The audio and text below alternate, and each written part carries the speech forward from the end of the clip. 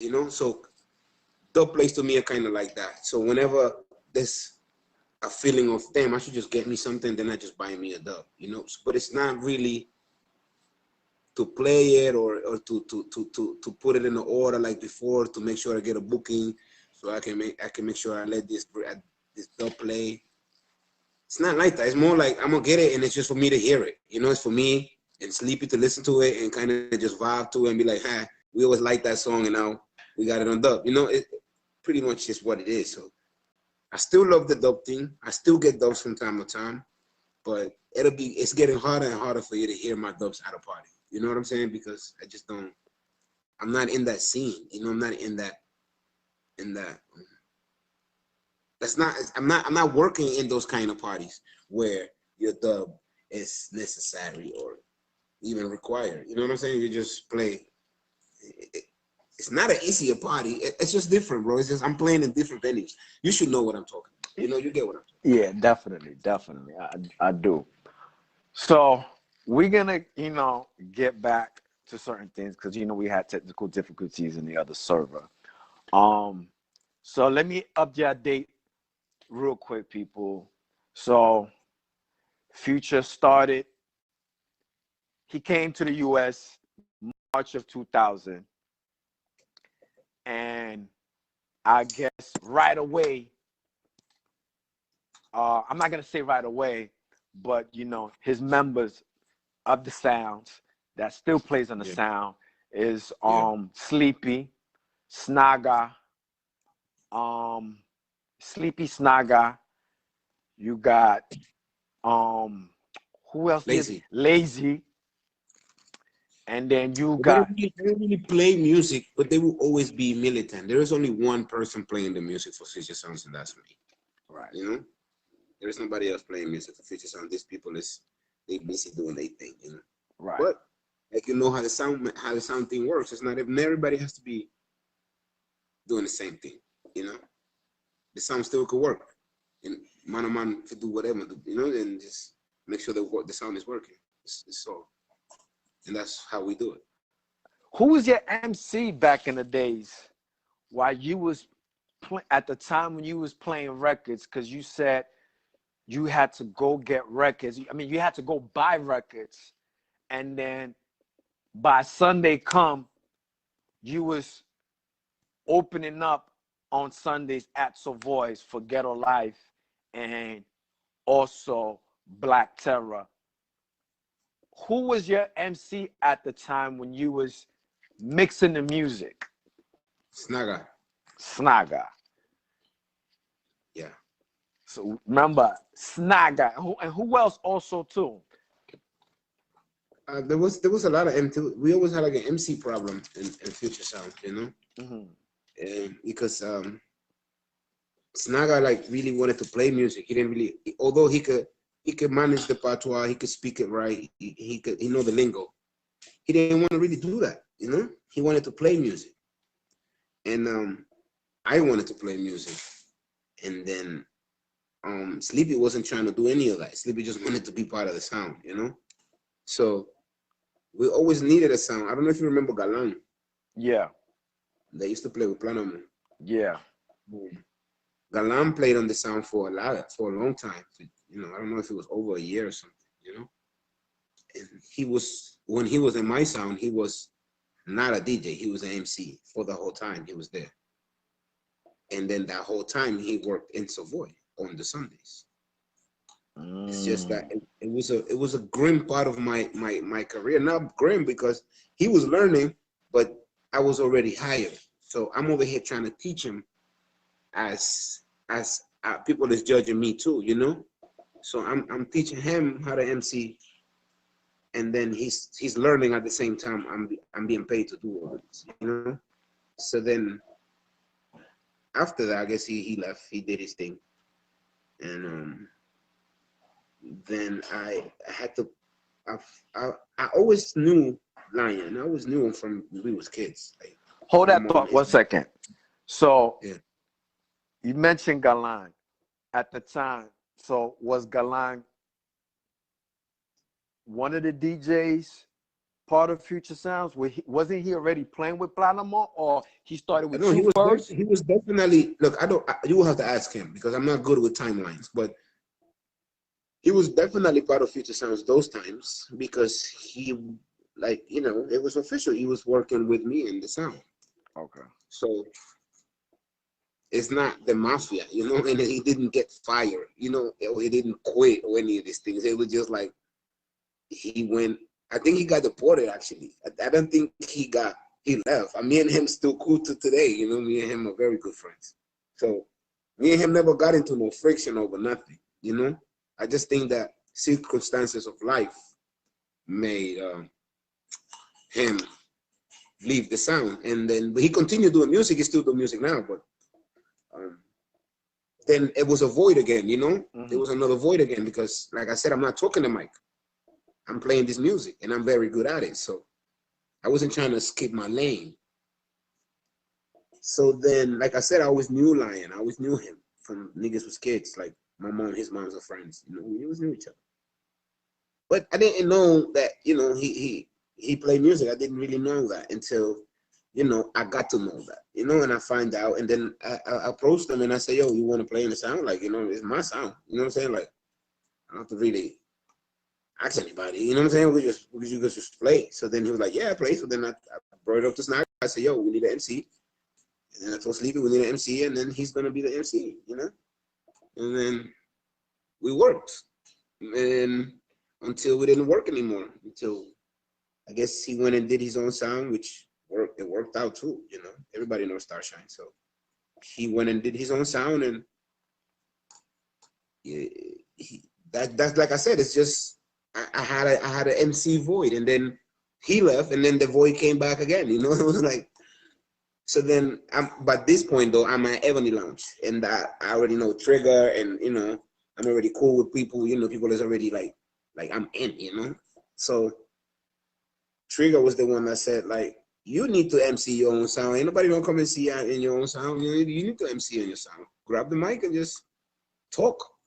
When you come early, when there's nobody, and then just talk. Download a couple of mixes of whoever you like. And at that point, I was like hooked on Firelinks and Trooper, you know? So I was just like, let me just download as much Firelink and Trooper as I can. And just listen to this nigga, you know, just learn it. You know, I will learn some of the mixtapes like word to word to word to word, you know? And then just start to lose that fear because the MC thing is just fear, you know? It's just the fear of the people looking at you and, you know, having the attention of the whole entire dance to yourself. And once you can look past that, once you can just like not care about that, then you could do wonders in the dance style. You know, you just trust yourself, and there's a couple of other secrets that I would never tell anybody. Like, you know them, but I'm not doing that. You know what I'm saying? But if you go through it and you go through the process, you realize how easy it is, and it's fucking rewarding. It's like one of the greatest things. Like you feel like a politician. You know, you feel like a priest when he's talking. You know, you feel like a public speaker. You know, when it works. You know, you feel like you control the crowd with that microphone. You know, and that's a very powerful feeling, and only the greats know that. You know, yeah. So that's how the whole MC thing. So, because I remember the time it was you and Dixon. Yes, Dixon. That's how I know.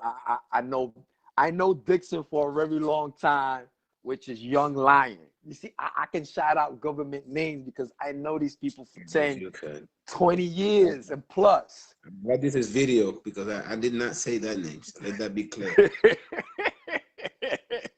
You know what I mean? Yeah. You know what I mean? And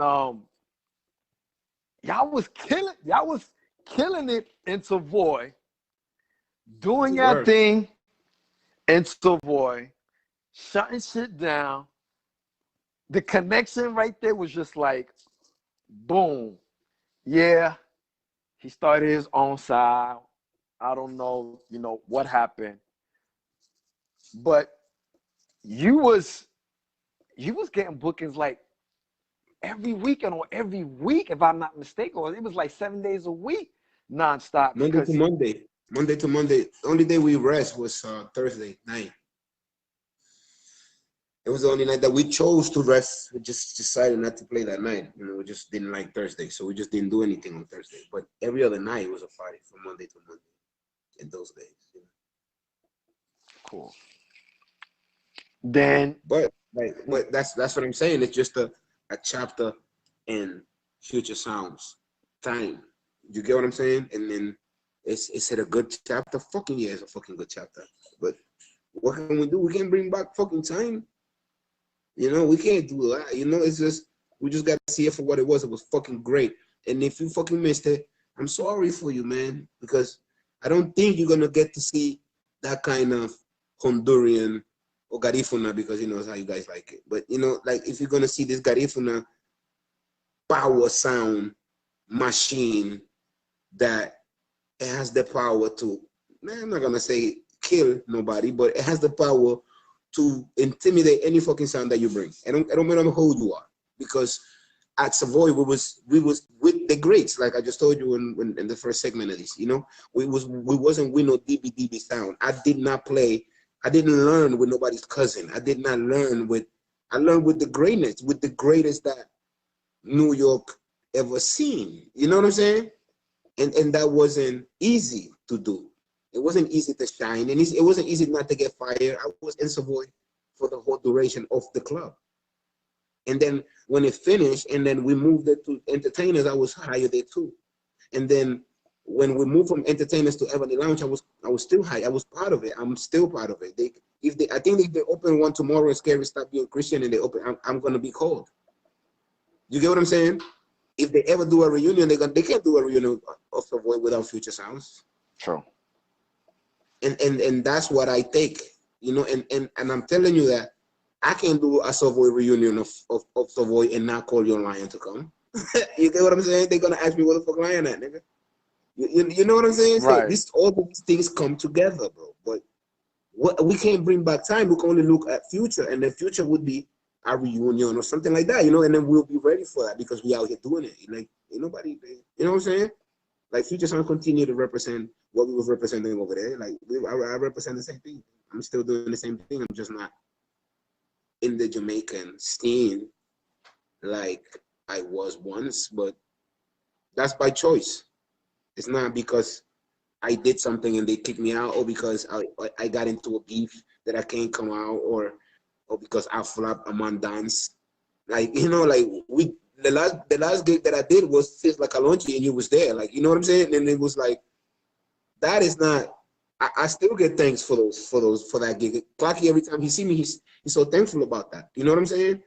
And then to me, it kind of felt like back in the day, because by the time it's 2 o'clock, Shark Mike is already there, bro. Like, you know, the guy I'm replacing is already there, and his computer is already plugged. So I go to him and I'm like, yo, bro, I'm not even booked for this. Like, are you ready? And I'm like, nah, you keep playing. I'm not ready. I'll be right back. And he yeah, that's Mike. Yeah, that's you Mike. can ask him. Yeah. Like, and I know, and you know Mike more than I know Mike. And you know that if this is the Sizzla Kalonji show, and this a sound and they're playing, nigga, I'm getting no move. This is my sound thing. This is my stuff. I'm supposed to be here. But it felt like as soon as they walked in and they saw that it was Future playing, it kind of like, oh, all right. So I could just relax for another half hour. And you know, that kind of counts. It counts to me. I don't know if you see what I'm trying to get at with this, but it counts. It counts, of course.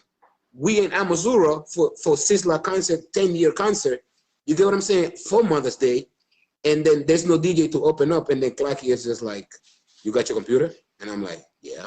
And then he's like, well, nigga, you better be playing, nigga, like, hurry the fuck up. Like, and he's kind of like mad about it. He's not like, he's like on some like, why is you not playing already? You know what I'm saying? And then you got to put up some posters, and then everybody had to get to work.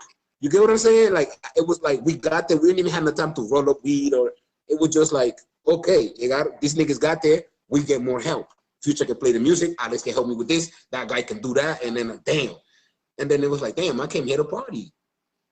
But I guess not. And that's okay though.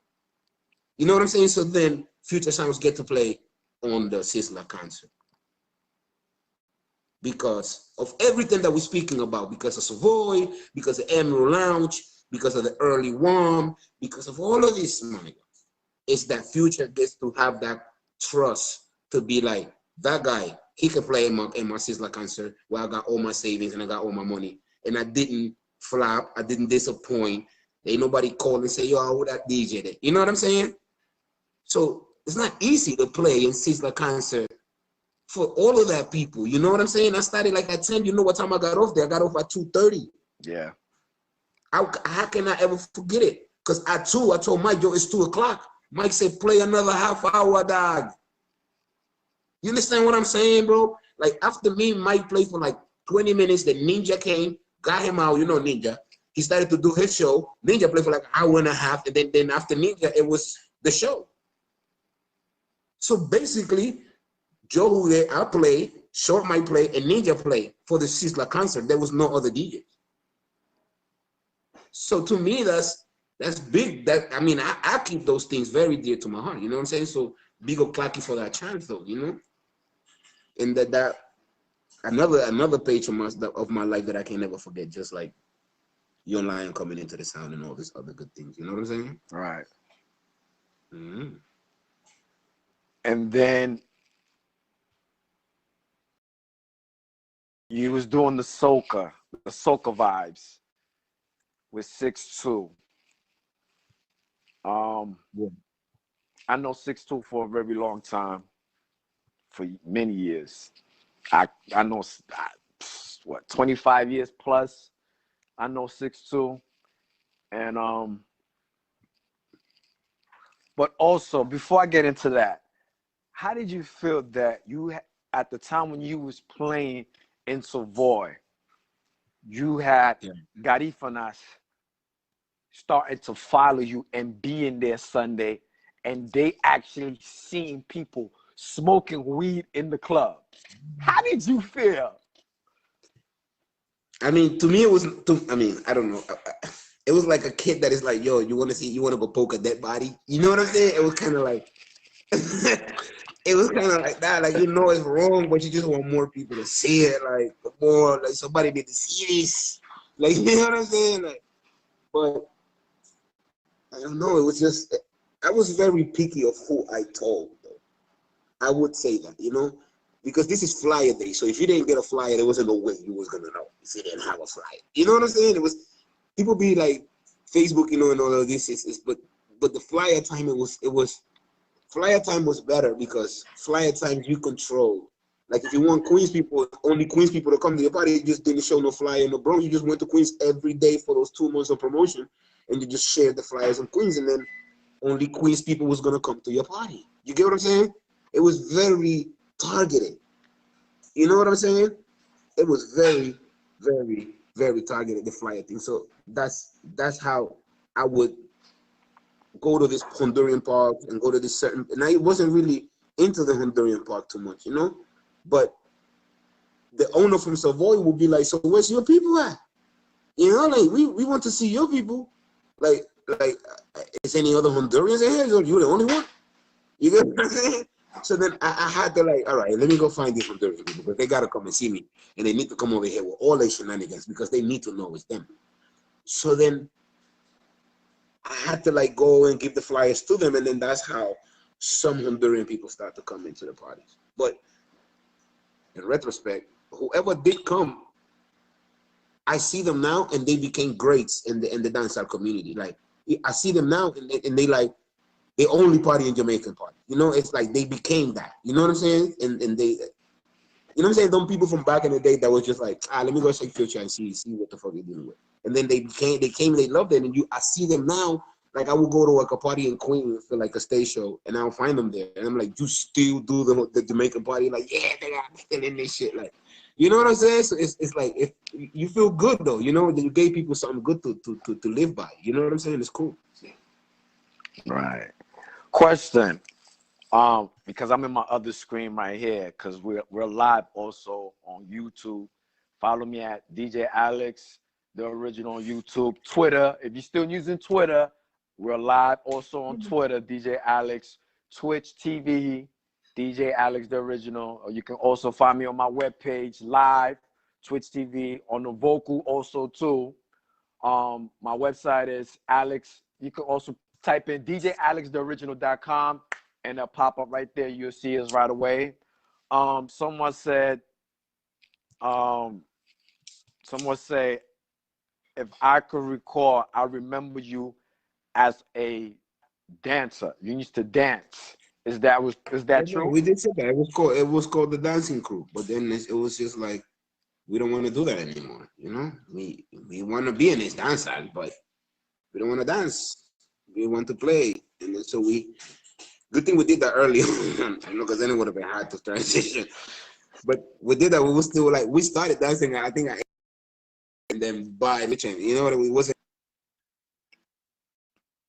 really that long. It was like a phase, you know, like maybe a year or two, or like maybe even longer or shorter. I don't know. I have to actually be good with the number, but I don't remember how long we was dancing, but not for too long. We didn't make the big leagues. I tell you that.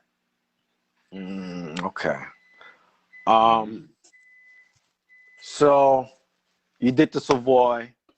You did was it Club Pyramid or Club Perla? Was it Club Perla? If I'm not mistaken. In Fort talking about them. I know. I think. Listen, I think you're talking about the one by 174, Pisces. Yes, Pisces. But then Pisces was afterwards because you forgetting Bud Sports Bar, and then you forgetting Black River in Harlem. Oh yes. And then you know. How can I forget about that? See. Yeah, because Bud Sports was a whole another kind of worms. That's how I got to meet the Harlem DJs, because I didn't even know about Harlem DJs. That's how I got to meet Melo MVP and that Showbiz Dada. You know, all these big people are from Harlem. You know what I'm saying? And it was just like, wow. But they embraced me too, though. They never. It was like, okay, so you play? Yeah, I play. So go ahead, play. Show me. You know what I'm saying? And pretty much for young buck like me at those times, it was just like, ha, you didn't even know what you just did to yourself, because I have the whole Savoy behind me. You know, I have all of that knowledge. So from your let me play, you plug them in your sound. This is what I would pop out when people, you know, I'm popping out when nobody's there. Let me do the early one. You won't be sorry. You know what I'm saying? And they'd be like, all right, go ahead. And that's how I stick. I always stuck. I never went to a place that I played once, then I never played again. Calabash was like that for the Tuesdays. That's for the Tuesday nights. Right. I played in Calabash one night, and then I just got the whole Tuesdays. Like I was just there for Tuesdays. You know? Yeah, I remember. Yeah, and then it was Ghetto People Wednesdays for Wednesdays. That was Ninja stuff back on Savoy. So we had to be there because it was Ninja stuff. And then Thursday, like I didn't do anything on Thursday. And then Friday, it was, I think, on Buds. And then Saturday, it was back in Ebony Lounge. And then Sunday, Savoy. Like, you know what I'm saying? It was like every day, it was a place where you have to be, you know? Yeah, definitely. Shout out to Primetime, Larry, Biggie, Kev. Yo, shout out to DJ East Real from Brooklyn, Bronx. You want me to tell you a story about Biggie? Tell me a story about Biggie. I gotta hear this. This is like an old ass Wapoto story, right?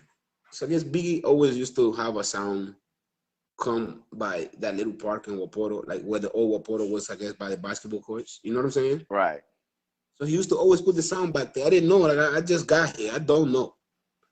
So, but he's doing it again this year. You know what I'm saying? So I'm there with Sleepy and shit. We just walking around with Snaga and shit. And then I knew some of the niggas from Starlight Sound. We kind of knew. I don't know from where, but I kind of knew them. So they was there with like these T-shirts that had the sound and had like buildings in it.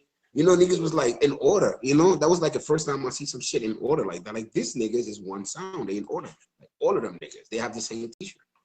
You know, I never seen that. Like I'm a nigga coming from Honduras. I never seen no shit like that. Like I was like, oh, that's fucking fire.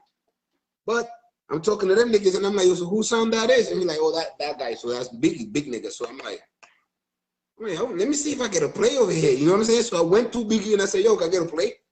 You know what I'm saying? And then Biggie's like, what's your music? I'm like, at my house. He's like, go get it. You play. And then I went, got my CDs, and played, bro. Like, the nigga, they gave me a play out of nowhere. So, big up Biggie for that, you know? But I was in Savoy already those days, though. I wasn't like, no amateur nigga trying to, you know, I was just like, there's a turntable here. There's everything. I could use all of that. Like, whose shit is this? Like, you know what I'm saying? Like, and then he gave me that play, bro. I don't remember what the fuck I played that day. I don't know if it was working, but I know he gave me my first play in Wapoto. He did, definitely. So Biggie for that shit, bro. Yeah, shout out to Biggie from Showtime, you know what I mean? Enough respect. Big up to Sheriff. Wow. El Sheriff just tuned in. Wow, this interview getting a little bit crazy now because you got El Sheriff. Sheriff never tunes into my, into this station, but hey, it's what it is. Enough respect. I applaud you, te apoyo, like how they say in Spanish. You know what I mean? The Hype Radio. How long you was playing in Hype Radio? I was playing for it was like a year without, like I told you, I had to like jump over a fence to get in the shit. You know what I'm saying? But it was on for like a year, and then I got in, and then I was on until it finished. Like, I didn't get kicked out, bro. Like, Hype Radio moved to like our office, and it became like an official radio. They got the official like number. I was still there. Like, I was still in the station. Like I still have my slide. Like, Ninja would like tell me what hours you want. Like, that's why like Ninja Hype is like also like my dad in this music, man. Cause like, you know what I'm saying? Like, this guy with me is like, even remember the Sizzla concert, right? He was like, yo, you better not get off the stage. and I had to stay with him there the whole time. And if you look at the pictures, I'm there. Like, there's nobody else. He got everybody off the stage. He said, I don't want nobody in the stage. And then he's like, you don't move. And I was just like, yo, what the fuck? But shout out to Ninja though, like I know him for so long. He knows me since I was a kid, man. Like, it's not like I know him. He knows me since I was a kid. You know what I'm saying? So I was in Hype Radio, to answer your question, from the time I got in there until Hype Radio finished. I was there the whole time. And I know you learned a lot from Ninja, and he taught you a lot, and about business, about radio, and about personality too. How to conduct yourself in music. How to show people like all of from Ninja. Yeah. Cool. And when he used to bring these artists and these different DJs into the station, name some of the artists that you seen like face to face, like had a little. It was not even just a quick conversation like, yo, like, what's good, or respect, like in the same room. Name some of the artists. Okay, so Pressure came there promoting his album. So, wow. He was there with us for a while. Luciano came there. He was there with us for a while. Wayne came through. He was there with us for a while. Bonte was there. Remember, for his birthday party, we got to meet him for that performance. Yeah. You know what I'm saying? So, who else? I know Jules Santana, the rappers came through there once. It was a Harlem local, but they rappers nevertheless. But it was just like with Ninja, it was just like, it wasn't really like a planned thing with him. We're like, yo, tomorrow, get ready, wear your best outfit, this nigga come in. Nah, it was just like, he would just pop out and they would be in his car and they would just be in the ready and be like, yo, you finish your show because Luciano about to pop out. You know what I'm saying? So you just have to like pack your CDs and like hold the corner, nigga, roll your spliff and wait till this nigga comes so you can meet him. You get what I'm saying? Because Ninja was going to be the one that was going to run the show when the guys come. You know what I'm saying? So that's how I got to see all of these guys, but they didn't see me, like I said at the beginning, they didn't see me on the fan level. They saw me as the youth that was playing the music.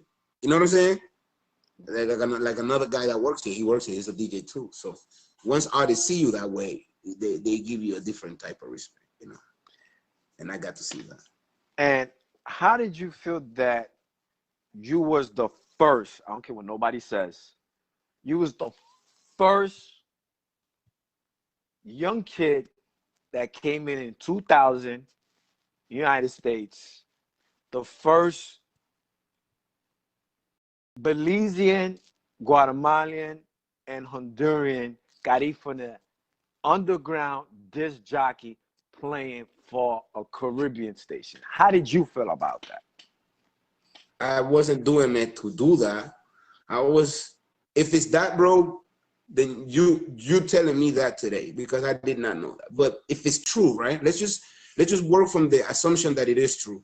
If it's true, I didn't do it for that. I did it because I wanted to be cool and be in that motherfucking truck, because Ninja was gonna make a sticker and everybody was gonna be on that sticker.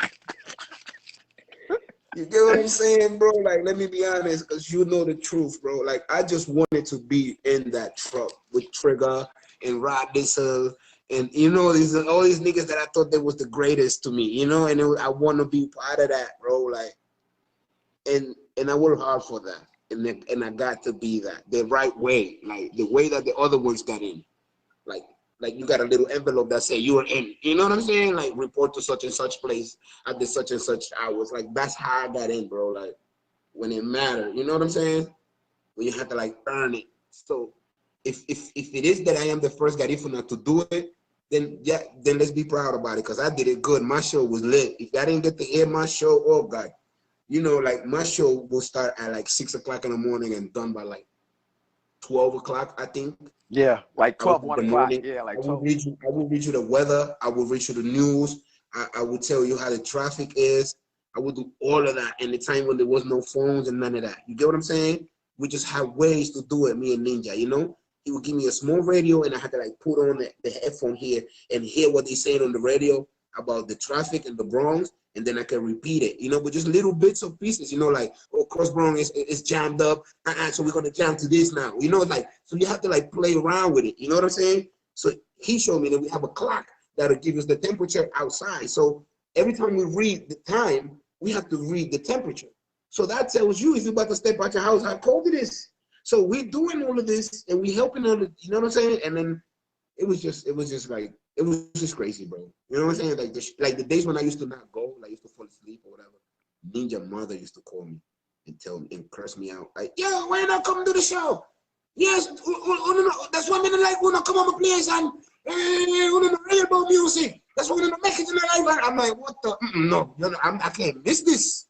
You know, I have to do this shit. Like, people is there listening, you know. So I was young, bro. I wasn't even 21 when I was getting this accolades. I don't know how to fucking call it, but you know, to me, I'm like, God damn, though. Like, you know, I was in the radio when I was that young. I was there doing it, and it was working, and it worked.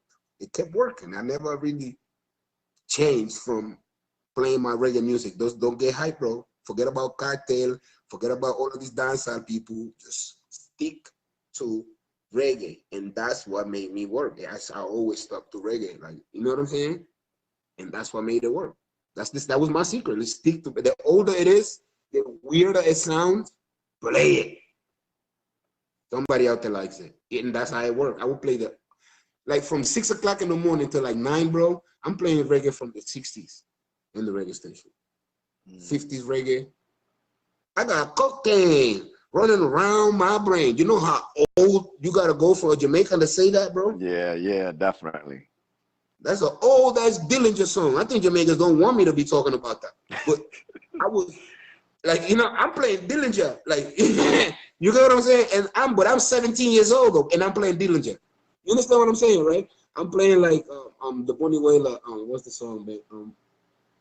I'm gonna put on an iron shirt and shake Satan out that was the song that used to kill the party with, bro, at 17 years old. Come on, you understand what I'm saying? I was deep into reggae, bro. Like, deep into reggae. Like, I don't even wish that on somebody. Don't you ever get that deep into reggae, because your life would be meaningless. Like, you know what I mean? Like, you're not gonna do shit. Nobody wants to be that deep into fucking reggae. Scary used to make fun of me because of that shit. Like, yo, Mario, they love reggae so much. Like, Man, Again, scare it, man. Scare it, scare it, scare it. I don't know where to begin with that story. How did you meet up with Scary Boy, aka SpongeBob, the gospel man right now? King Gospel. Yeah, King Gospel, right. I, he used to party at 6'2" party. See, this is the thing. They both from Antigua. You know what I'm saying? So both 6'2" from VI, but let's just. Yeah. But the thing is, Shotsman and Scary used to party on Fetch Up Fridays, which is still 6'2" parties whenever he's not doing nothing. You get what I'm saying? Mm-hmm. He still from time to time will keep a Fetch Up Fridays. That is the beginning of DJ 6'2". That's why he can never drop Fetch Up. And I am part of Fetch Up Fridays, and he knows that. You know what I'm saying? So Fetch Up Friday was the party that he used to keep when he first gave me my chance. You get what I'm saying? So, but as the years go by, Scary used to come every Friday with his father, every Friday with his father, every Friday with his father come party on a Friday. One day he tells me, yeah, I like how you play, you know, how you do the early one. You should come and play on my Sunday. And I said, where is it? And he said, in Savoy, such and such place. And he gave me the address. And that's how I went to Savoy. Like, you know, I got drafted, nigga. Like he saw me play, he liked how I played, and he told me to go to his shit. And that's how I started there. And those times I was playing by myself, I would just go there DJ by myself, by my dolly. Sleepy would be there with me, but Sleepy wasn't the one to play music. You know, Sleepy out there just being the thug. You know what I'm saying? So Sleepy would be there, make sure nobody don't violate, but it was just me and him. You know what I'm saying? It would just be me and him. You know what I'm saying? Most of the time for that period of time until became Savoy and it became more serious. So then Snaga was the only one that had the job. So he had to get more involved now in the sound and then start buying records and start buying like that ass stuff because now we got a booking now. 6'2" was like, you know, 6'2" they really took us serious. Like, you know what I'm saying? But now we in Savoy, like now we gotta be dead ass. Like now we have to like work for real. Yeah, we gotta dress up every Sunday. You know what I'm saying? Like, so that's how I meet Scary through 6'2", you know? Yeah. Wow, history. And then you started playing. Then you started playing in Ebony Lounge, aka Super D Lounge. Yeah, but because of Savoy though, because of me being, I guess, hot at that moment with the early fire. See, I'm never gonna lie to anybody and say I was the #1 DJ in the Bronx. But I will say that all of these bookings that we talk about and all of these parties that I played for, it was because people knew that if you booked me and people knew I was there, they was first going to come out early to the party, which means more money to your event because people will be drinking from earlier. You get what I'm saying? And once people knew Future would be there for the early one, then people would just start coming out earlier. And then promoters liked that shit. And that's the only reason why they kept booking me, because I would come out there at fucking 10 and I learned how to plug in sound from early. You know that. So we plugged in any motherfucking sound. Leave the sound in there. Just make sure that all the wires are there, bro. I'll get there and I'll plug it. You know what I'm saying? So then we plug up the sound, make sure everything good, and we start playing music. By the time the start comes, the party is already lit. You understand what I'm saying, right? Because I always had to wait for the Jamaican start to pop up. You know? And I knew at some point, I am never going to be that start to these guys, you know? It took me a while to realize that, but the good thing about that is that the whole while that it took me to realize I was still learning. So it kind of compensates each other. You know what I'm saying? Right. But I did have to realize at some point that, and I realized that when Scary went and built the Savoy in Antigua, and I was like, what? Like the Savoy gets close over here, and then you just go back and build another one in Antigua? Like, I was like, but I don't have a Savoy in Honduras. You know what I'm saying? I'm like, wait a fucking minute. I need to rethink this shit. Because he didn't go to Jamaica with his fucking Savoy. He didn't go to Jamaica. I was like, wait a minute. He went to his fucking country. Antigua. I mean, let me take a closer look at what Honduras is doing, musically speaking. You know, because now I'm back hanging in the air because everything I knew for the last 7 years, 10 years is Savoy and Jamaican dancehall. But now none of that is happening because now Ebony Lounge is closed. Blood Spar is closed. Entertainers is closed. Everything is locked the fuck down, and everybody's starting to go uptown. So it's like, I don't want to go uptown. You know what I'm saying? Like, so what the fuck do I do now with all of this talent, all of this shit that I learned? Like, I was a sponge for like fucking 15 years. I've been a sponge. I'm ready to explode with this shit right now. You know what I'm saying? Like, so I went to Hondo, bro. And then I got bottled out of the clubs because they was like, shut the fuck up. Cállate. Like, you know, niggas was like, why is he talking so much? You know what I'm saying? Like, that was the one thing that people didn't understand about it. Like, so then I had to like make them understand that this is the new wave. This is how we're going to do parties now. And I'm good. Y'all bottle me out. Y'all boot me the fuck out. Y'all talk shit about me. But I know I'm talented. I already worked around these Jamaicans for 5 years. I know I'm good. I just need to show you. And guess how I got them, bro? You know how I got people? With fucking reggae again, bro. Right, nigga. Like, there was a period of time, bro, like, when I would come and play these reggae songs, nigga, it was like an hour and a half. I come like HMP and shit, like, an hour and a half of reggae and shit, just rings out reggae, nigga. Everybody just loving it, bro. And then I was like, okay, so now I'm gonna start talking in these reggae songs because they love these reggae songs. So then that's how I got into talks. So then they understood, oh, he's not trying to talk about me when he says, oh, shout out to the girls that, you know, don't got no food to eat and you don't take care of your picnic. And, you know, all these, you know, these rough talks. I don't say them in Jamaican, bro. I'm only speaking in English because I know your audience is English, but you know me, I go Spanish hard body, you know me.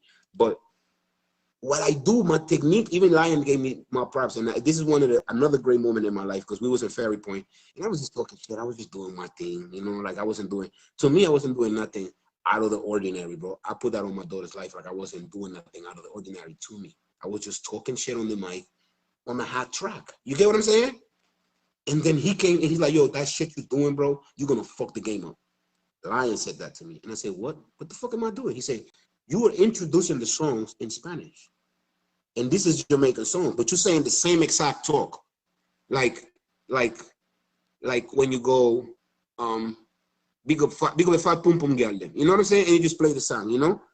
Yo lo digo en español. Saludo a la mujer que tiene la cuca rica, and I just play. So that, I didn't realize that hadn't been done yet. See, for that I take credit. Because if Lion that knows Spanish and no patois and no English hadn't done it yet, then nobody had done it yet. Right. Because you know who Lion is to this shit. You get what I'm saying? So if Lion hadn't done it yet, then that means ain't nobody doing it yet because the other sounds was born here. So their Spanish ain't gonna be like mine. I wasn't born here. So my Spanish has always been good. I just got here. So then I don't know what they did in fucking Texas. They open up the fucking gates and all of these new people comes, right? These two things wasn't coordinated with me, bro. I did not call down there and say, bro, I'm going to switch from Jamaica to Honduras. Let all my people in. You understand what I'm saying, right? Right. I didn't do that. It just happened by coincidence. So while I'm making the transition from music or to whatever this is, at that same time is this whole fluctuation of people coming in that don't speak English. But they are hungry for New York. They are hungry for party. They are hungry to see what the fuck this whole shit is about, right? So here I am, nigga, book me, and you see. So then I start to get the bookings, and then I start to do my thing the way I do it, and everybody is like, nah, this nigga is not like the other ones.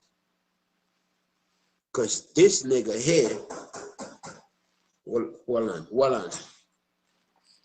We'll interrupt this program real quick. So don't forget, get your plane tickets. Get your plane tickets, get your hotels. You know what I mean? Don't forget Columbus weekend. Yeah, I'm here, bro. Memorial Columbus weekend, October, Miami. Just look out for that. Don't forget, this show is sponsored by Garifuna for Life, aka G4L. As you see right here, show sponsored by G4L. So we I go. need to get one of them shirts. Oh yeah, I got you, bro. Yo, you and your brother been playing with me, yo. I'm gonna say it out in public. Cool, though. Nah, we got you definitely. We definitely got you. We got some new, some new products that I haven't released completely yet. He's doing his thing in Atlanta, and I'm over here in Texas doing my thing with the shirts. You know what I mean? I might release it on 4th of July on my birthday. Who knows? I might release it for Memorial Weekend. I don't know. It'll depend. I'm just waiting for some stuff. I'm trying. Listen, you know what I'm waiting for? For you and your brother to just give me something. All right? All right, bet. Yeah. Let's just get to that part. Nah, but shout out to G for Life, man. G for Life, man. That brand, I love it, man. I love what you guys are doing with that. Man. That's what's up. Thanks. So, like you were saying, but yeah, going back to what I was saying, it was a perfect timing for me to get into the Garifuna community dancehall scene, because there was a lot of people that was hungry for party, and then I was hungry to try a new style of DJing with them, and it worked. And now you see it in all of these kids. They know it, and everybody who is a real musician or a real understands music would know that the music wasn't like that. The DJing wasn't like that. DJing was the DJ would be sitting down and talking. We brought this energy to the Honduran dancehall scene. We brought a new set of rules. I always look at a video when you're recording me and Best Party Place, and I have a blue shirt and I'm just so sweated out, bro. I'm sweating so much, bro, that it's like I've been breaking bricks with my bare hands all day. That's how it looks. You know what video I'm talking about. Yeah, definitely, I do. Definitely. And that is work. DJs before me, they would not get sweaty like that for DJing. You understand what I'm saying? Because it wasn't really that necessary for you to go that hard. I didn't look at it. I'm looking at it like, look at how I mentioned Kid do. Look what Scary do. Look, Scary is jumping off of a ladder. Right. Look what Jamie Hawk do. Like, look how these guys MC, bro. I need to find my own craft. And it's gotta be hype. It can't be low. Because I don't come from low. I come from hypeness.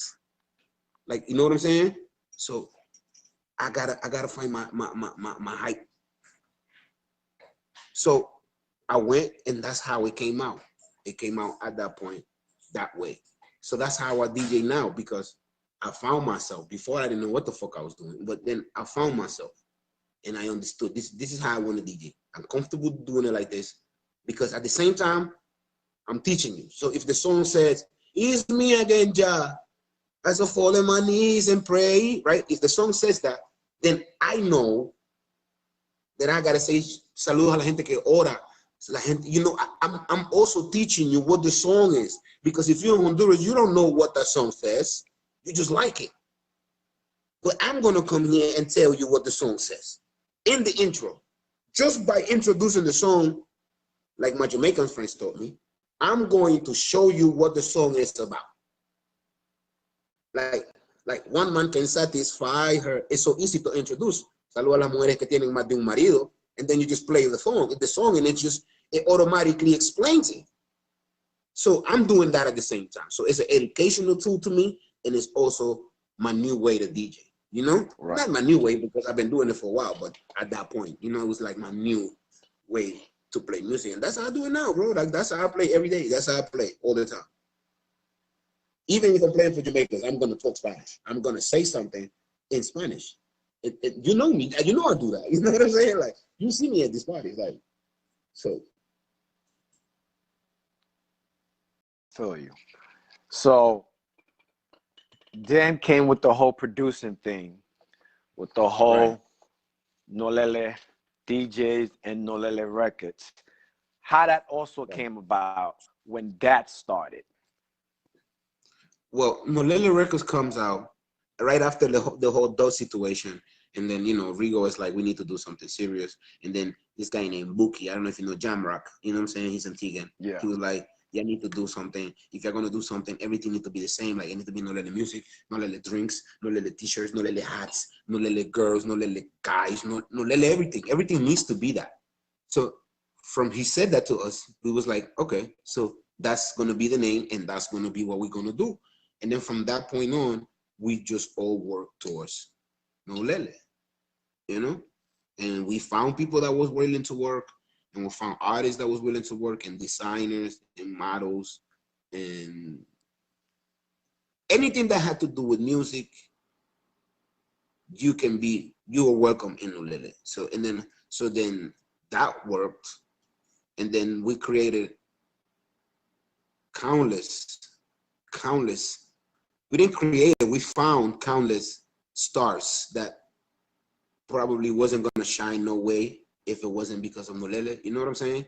And at the same time, we made a movement in the United States, going to New York for that, because it was possible for you to make 5-6 people bust the same time, meaning like a crew, like a whole crew of niggas just bust out. Like, who are all these niggas, and why all of them batter? It's not like a 1-1 thing. You know what I'm saying? Like, primero llega Eminem y después llega D12. You know what I'm saying? Like, it's not like that with us. It was just like, boom, Nolele, we all here, nigga, and you have to like us because we have all of these fans, right? So that we did that. That's one thing that I also could take credit for. And I've never seen a crew, unless you're like a Punta band, then it makes sense that 7-8 niggas bust one time. You know what I'm saying? But outside of Punta, it's very hard. You know what I'm saying? Right. For you to do that. And we accomplished that. You know what I'm saying? And so that's what Nolele Records was for and the Nolele crew. Okay. And then, but those two things kind of had to like evolve into something better. So then from there, we went to Nolele Music, which is everything put together. So like that, we don't have to separate anything from nothing. So Nolele Music is what we have now. See, that's what's on the ring. I don't know if you can see it right here. So Nolele Music is what we have now. It's what it is. It's what's going to stay, because that covers producing, it covers DJs, it covers models, it covers anything that has to do with music. It's under that roof. So then we move from crew, record, any other shit. It'll be Nolele Music, and that's where it stays. You know what I'm saying? So that's what we're working towards now. So that is what it funds artists, it funds studios, it funds movements, it funds towns, it funds whatever we think. We even done like social work, like when people have gotten sick and we have to help them, like when the hurricane hit, we help with that. It's like Nolele Music is a different kind of thing, it's a different kind of monster, that's like its own entity, and it's not just linked with me, it's people there, the Nolele is being a part of it, you know what I'm saying? That they basically are Nolele DJs that are also lawyers and are also accountants and are also cab drivers and are also all of these things that you need. So whenever Nolele needs an event, you don't have to go anywhere, because Nolele can support itself, and it's like a uni system. It's like, you know what I'm saying, like our own environment type of shit, Mm-hmm.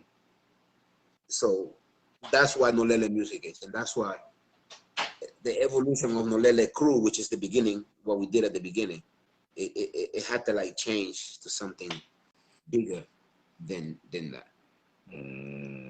Okay.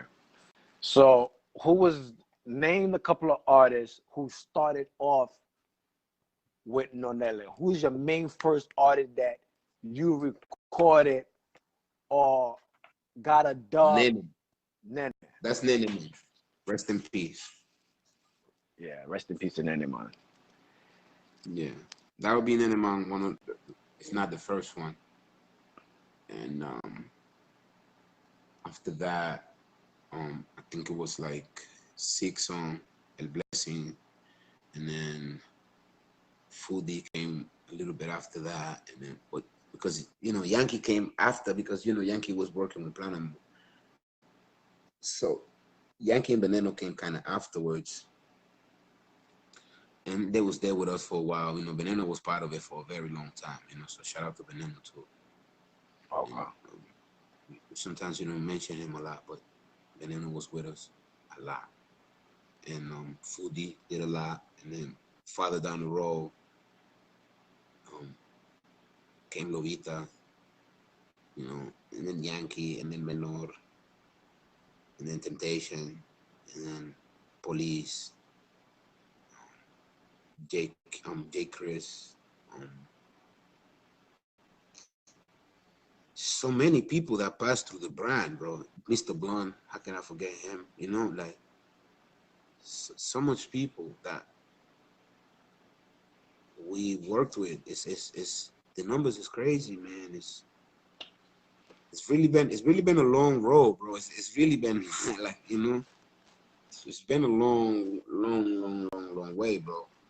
But yeah, it's been a lot of them, a lot of artists. And yeah, because I seen videos you produce. How many? I know you ain't gonna remember most of the rhythms. Like, how many rhythms you produced from when you started until Right. now? Like I don't think I have a number. Like I'm not King Jammins. but I remember like the first couple of ones. There was one called Catracho, there was another one called Taiwan Rhythm.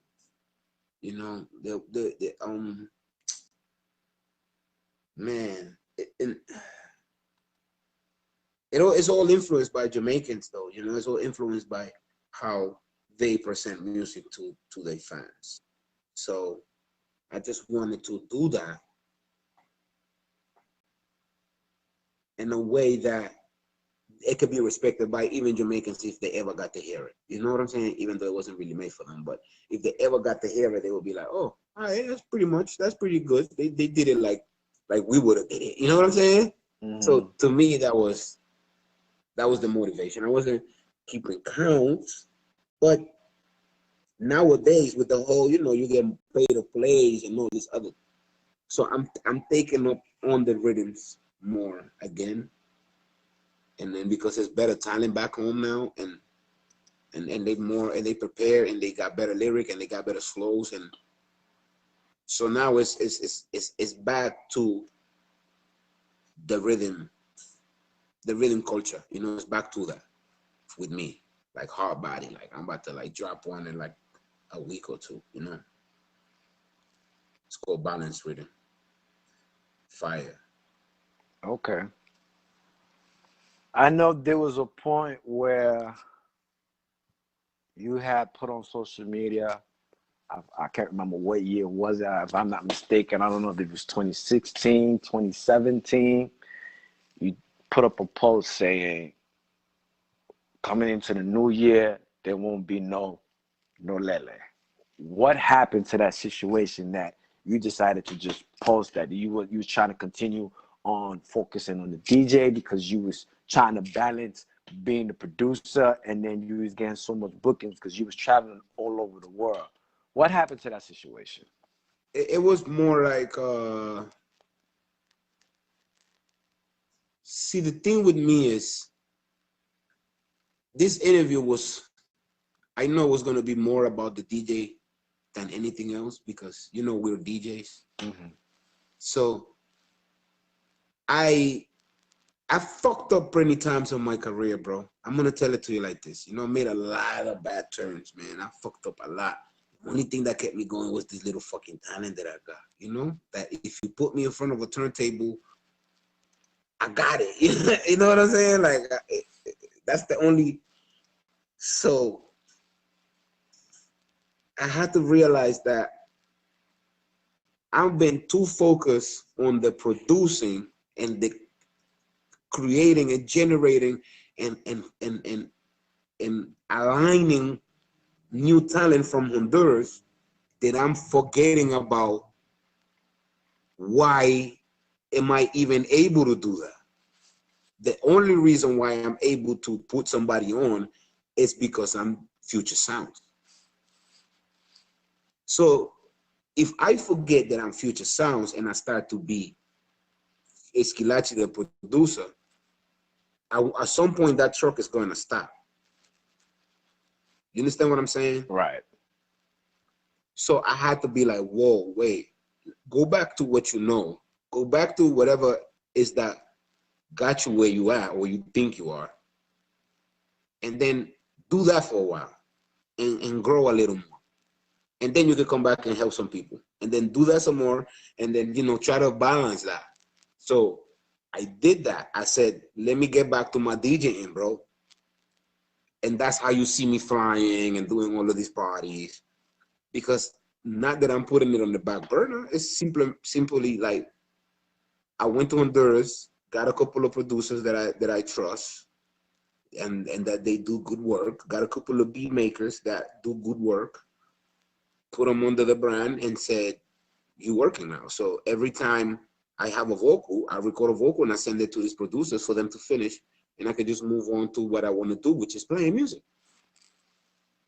You understand what I'm saying? So that's why it's no Lele music now. Again, because then I can just have the music working on one side and just focus on me being the DJ, which is what makes the truck move.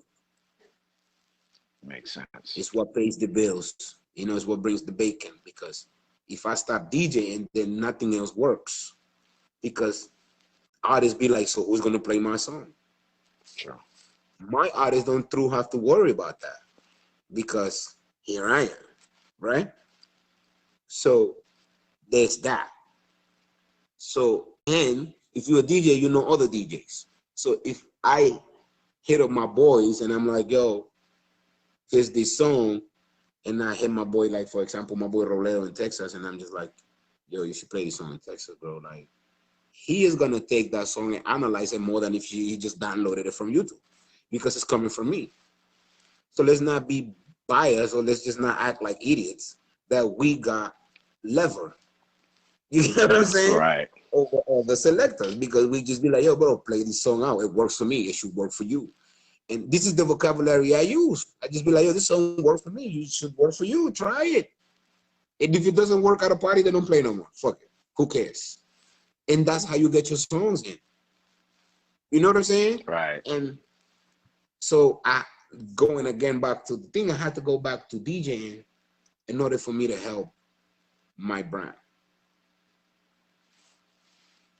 Okay. Makes sense. So how did you feel that when you started the label and you got the artists started singing in your label? How did you feel that? I don't know if it's been told, but how did you feel that you changed the game? That every time you was walking inside the club or community center or anywhere, or you walking down the block to like either Waporta or Trujillo or any part, you hear Nolele music, one of your artists. That's all you hear 24/7. You walk inside the club, Right. another DJ, another sound is playing your music that you produce, your art. Right. How did you feel? Because you know you changed the game with that. If nobody can tell you, I'm telling you, and I'm not telling you because you're alive with me, but I'm telling you that you changed the game with that. How did you feel about that? That part of my life is just kind of numb because there was a lot of drugs on my, and if I think back in those days when everything was like with the way you picturing it, there was a lot of drugs, there was a lot of drinking, there was a lot of shit going on. So I wasn't really in this conscious mind that I have now, bro, to be honest with you. I was on some chitty chitty bang bang, I don't give a fuck mind, you know? So it was fun, but if you ask me now what I was thinking then, I was like, you're supposed to do that. I didn't feel any. This is gonna sound fucked up, but this is how I felt then. I was just like, yeah, nigga, you're supposed to be playing No Lele at your motherfucking car, nigga. Don't you see what the fuck we doing out here, B? Like, we is representing you like ain't nobody else represented you before. We is out here doing some shit that you could be like, it's mine for the first time after Punta. There was nothing other than Chavacán, right? But then Chavacán felt like it's my mom and my dad shit. You know what I'm saying? So Chavacán was ours and we always been proud of him. But Chavacán felt like, that's my father's shit. You know? That's not really my own. We came with the whole Mota shit, with the whole you could smoke and you know what I'm saying? And the girl hot and you know, like, so we gave the youths a way out with that. So how did I feel at that point? I felt like it was well deserved. Everything that people gave us at that point, we deserved it because the music was fucking hot. The fucking songs was hot. Them shit was funny as fuck. And like you know what I'm saying? Like tú no sos así, bro. Like just think about it, bro. Like those songs is like funny, bro. Like those songs will forever work. Forever work. You know, you can play them songs to like your kid is trying to act like a gangster, you just press play, like listen to that, bro. Like really, like analyze that. Like you know what I'm saying? Like those songs will forever be there. And we know that. We didn't know it's a classic. There's no way I'd be lying. But once the song became a hit, we said, oh shit, we did it. Yeah, like we knew, bro. Like that's why we came out clean every time. None of this was by mistake, bro. That's why we all came out. You ever always seen those together. We at that point we was always together. We was if one nigga had like hard bottoms, everybody had hard bottoms. If we had sneakers, everybody had sneakers. You know what I'm saying? Like we was militant with shit like that at that point. We're not going to the Bronx. We all lived in Harlem. Fuck that. We're not going to the Bronx in a month. We're just gonna send them music. They're not gonna see us. And then we're gonna go for this party. And then we'll go pop out that party. Or there'll be that disco. I'll be like, yo, Future, bring no lele, bro. Like, bring the crew, bro. I got you. Like, I'm gonna get you a bottle. Y'all gonna be okay, bro. And I'll be like, all right, we're gonna go to this cookout. And then we'll go. And then there was never loose niggas just walking around.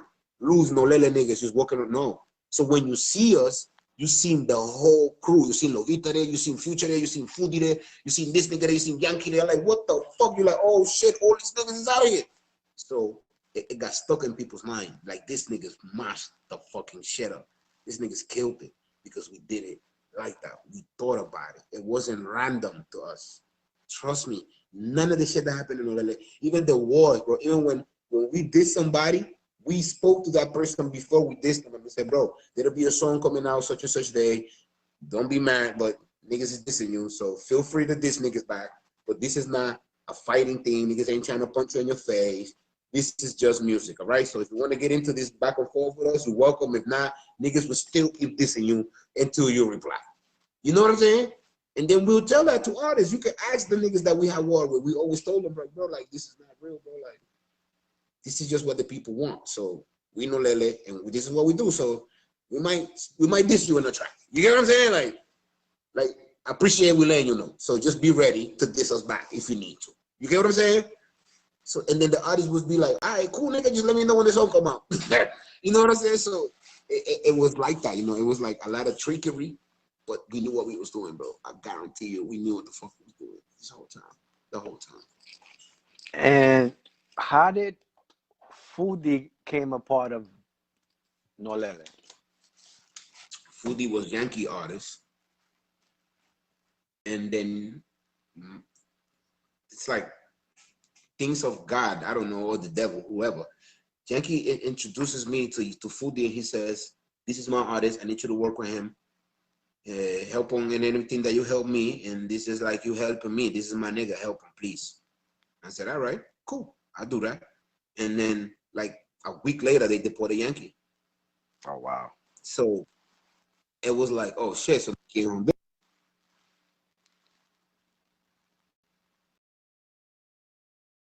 Yeah. Letra music. So and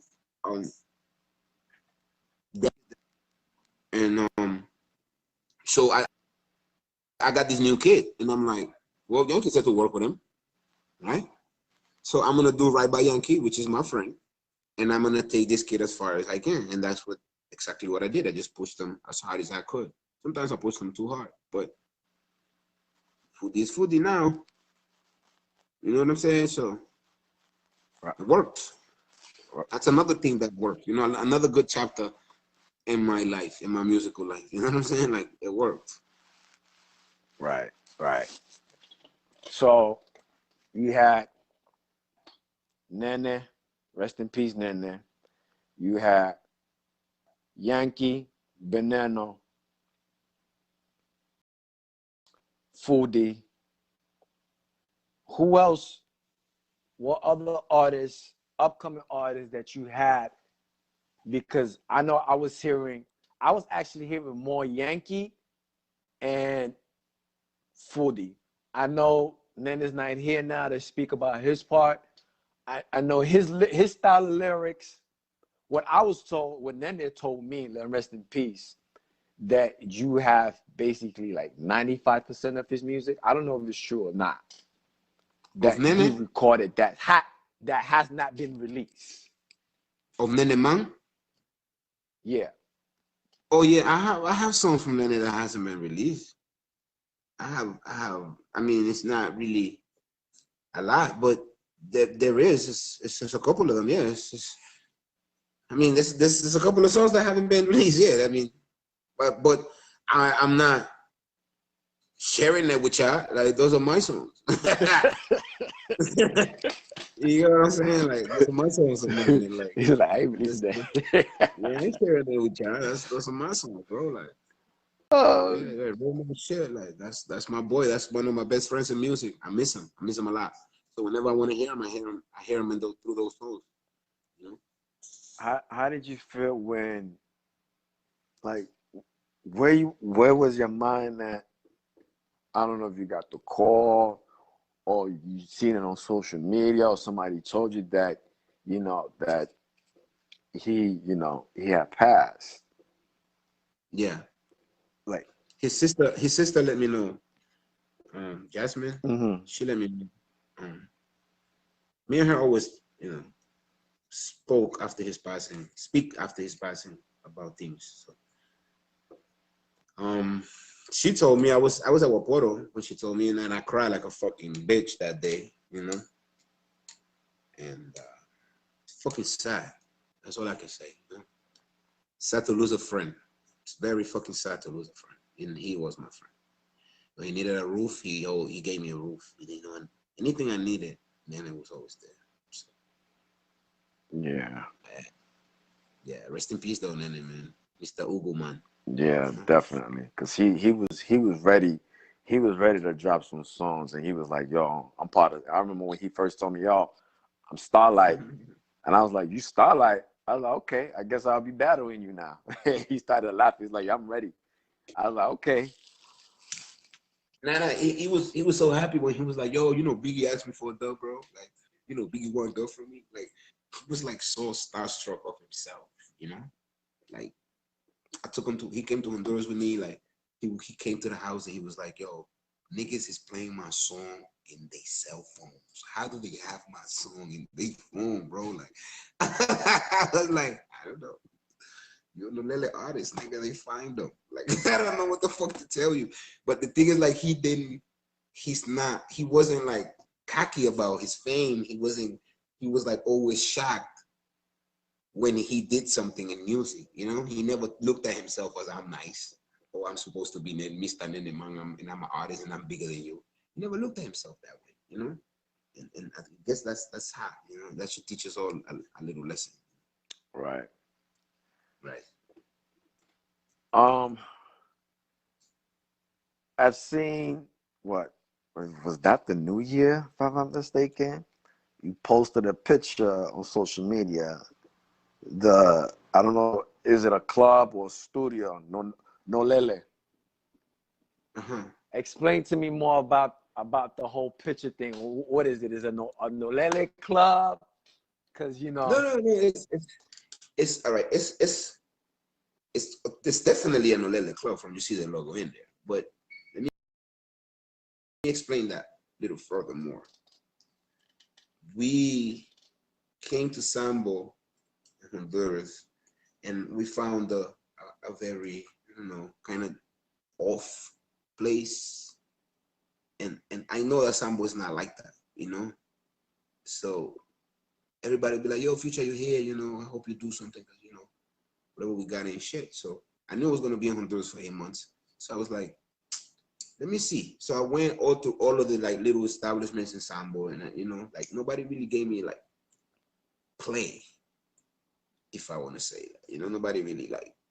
It was like, yeah, we talk to you, Future. You know, we'll let you know. You know. And then I was like talking to one of my boys, and I was like, nigga, I'm trying to find a spot where I could fucking play my music, bro. Like I want to play music, but I don't want to go work. I want to open up a spot. I'm gonna be here for 8 months. I want to play there every week. I want to do that, like. And they was like, you could probably use Topoillo plays, you know, like, who's that? And then like some Indian nigga that owns this little bar down there. I'm like, let's go check it. So I speak to the guy, and then the guy's like, you know, do whatever you want to do. Just give me the bar, keep the door, you know? So then we started doing that for those 8 months. It just became like the party, like, you know, and I asked him like, what's the worst day here? Like, what's the day that you want to kill yourself? And he was like, Friday. And I'm like, so let's do it on Friday. You know what I'm saying? So we started on the worst day, bro. Like, you know what I'm saying? And then the worst day became the best day, you know? And it's still the best day in Samba to go to party on a Friday. So we changed that. You know, we did that work. So then I wanted to make the place look better, bro. Like I'm like, my nigga, like, make this shit look hot, bro. Like I got my friends from America trying to come through and see this shit, like, you know? So then he was like, all right, then nigga, so let's throw a party, invest some money. And then we fix it, and then we go half and half on everything. And then from here on, we'll go half and half on everything that we make. You know what I'm saying?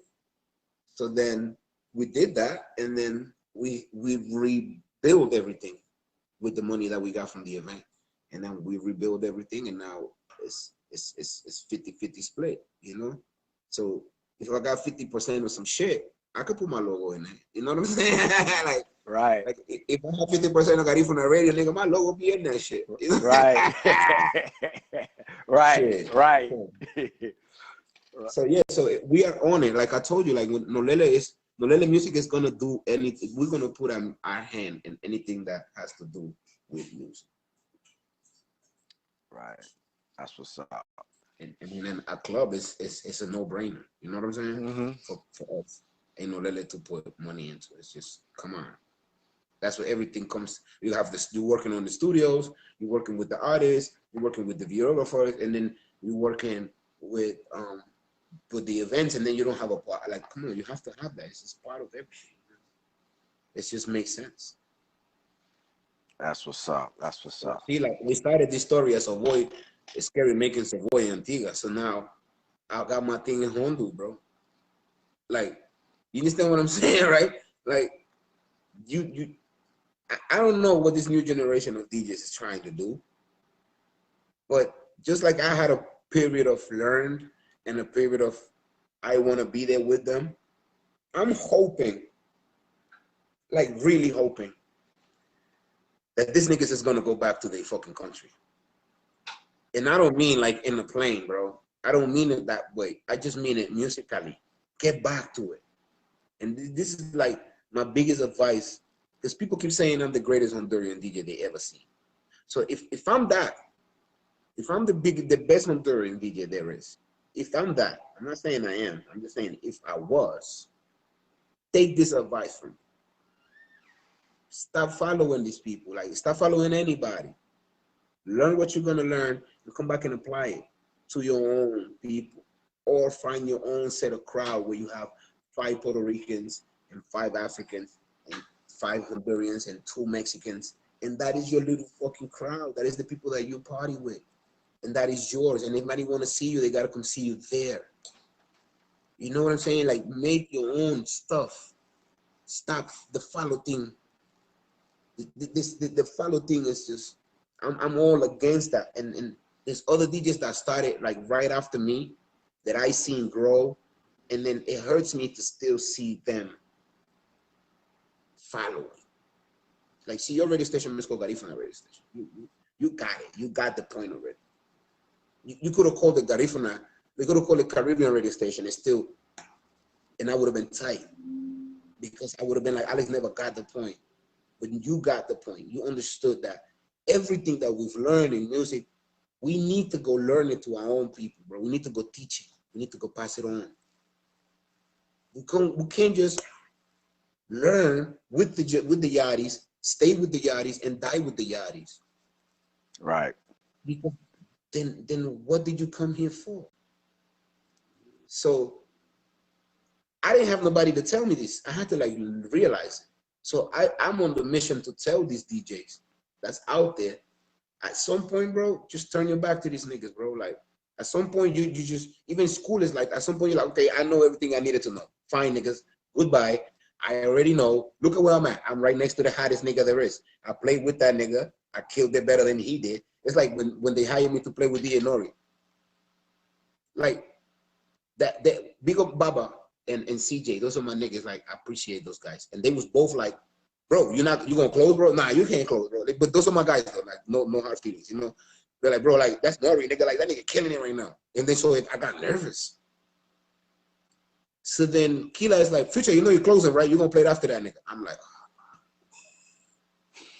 So now I gotta play after big old Nori, bro. So I still fucked the party up. You was there. I think you saw. You was there with me that night. Yeah, I was. That day. Yeah, hard time at the door, but it's what it is. Is what it is. It is what. Let's not go into that. But you know what happened that night. You know I didn't disappoint. You know people forgot about Nori. I guess on my second song, if not on my first song, they already have forgot about him. And no disrespect to DJ Nori, he's very good, but he didn't know how to play for Hondurans. He played for Hondurans like he played in the radio, I guess. And that was disrespectful to me. But this is the things. So I didn't follow what he did.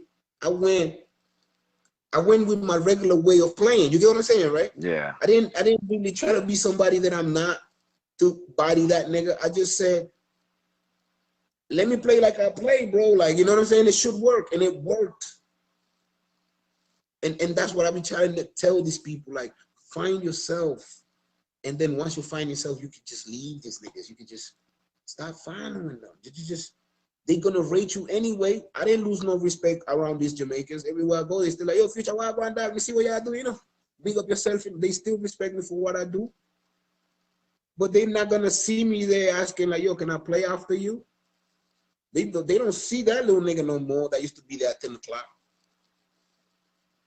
That little nigga dead, bro. Like, I'm fucking Future Skilachi now, nigga. Like, they know me in the all of the corners of Honduras. You know who the fuck I am, nigga. I gave Honduras the biggest artist they ever seen, nigga. I gave them niggas Menor, bro. Like, I'm good. Like, these Jamaican DJs I be with, like, they show me so much, and at the same time, they show me that I have to go back to Honduras and apply. Right.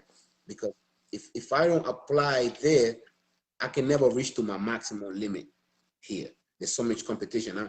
See, if you're gonna be a big DJ in America, then you're gonna have to go against Flex and them niggas, you know?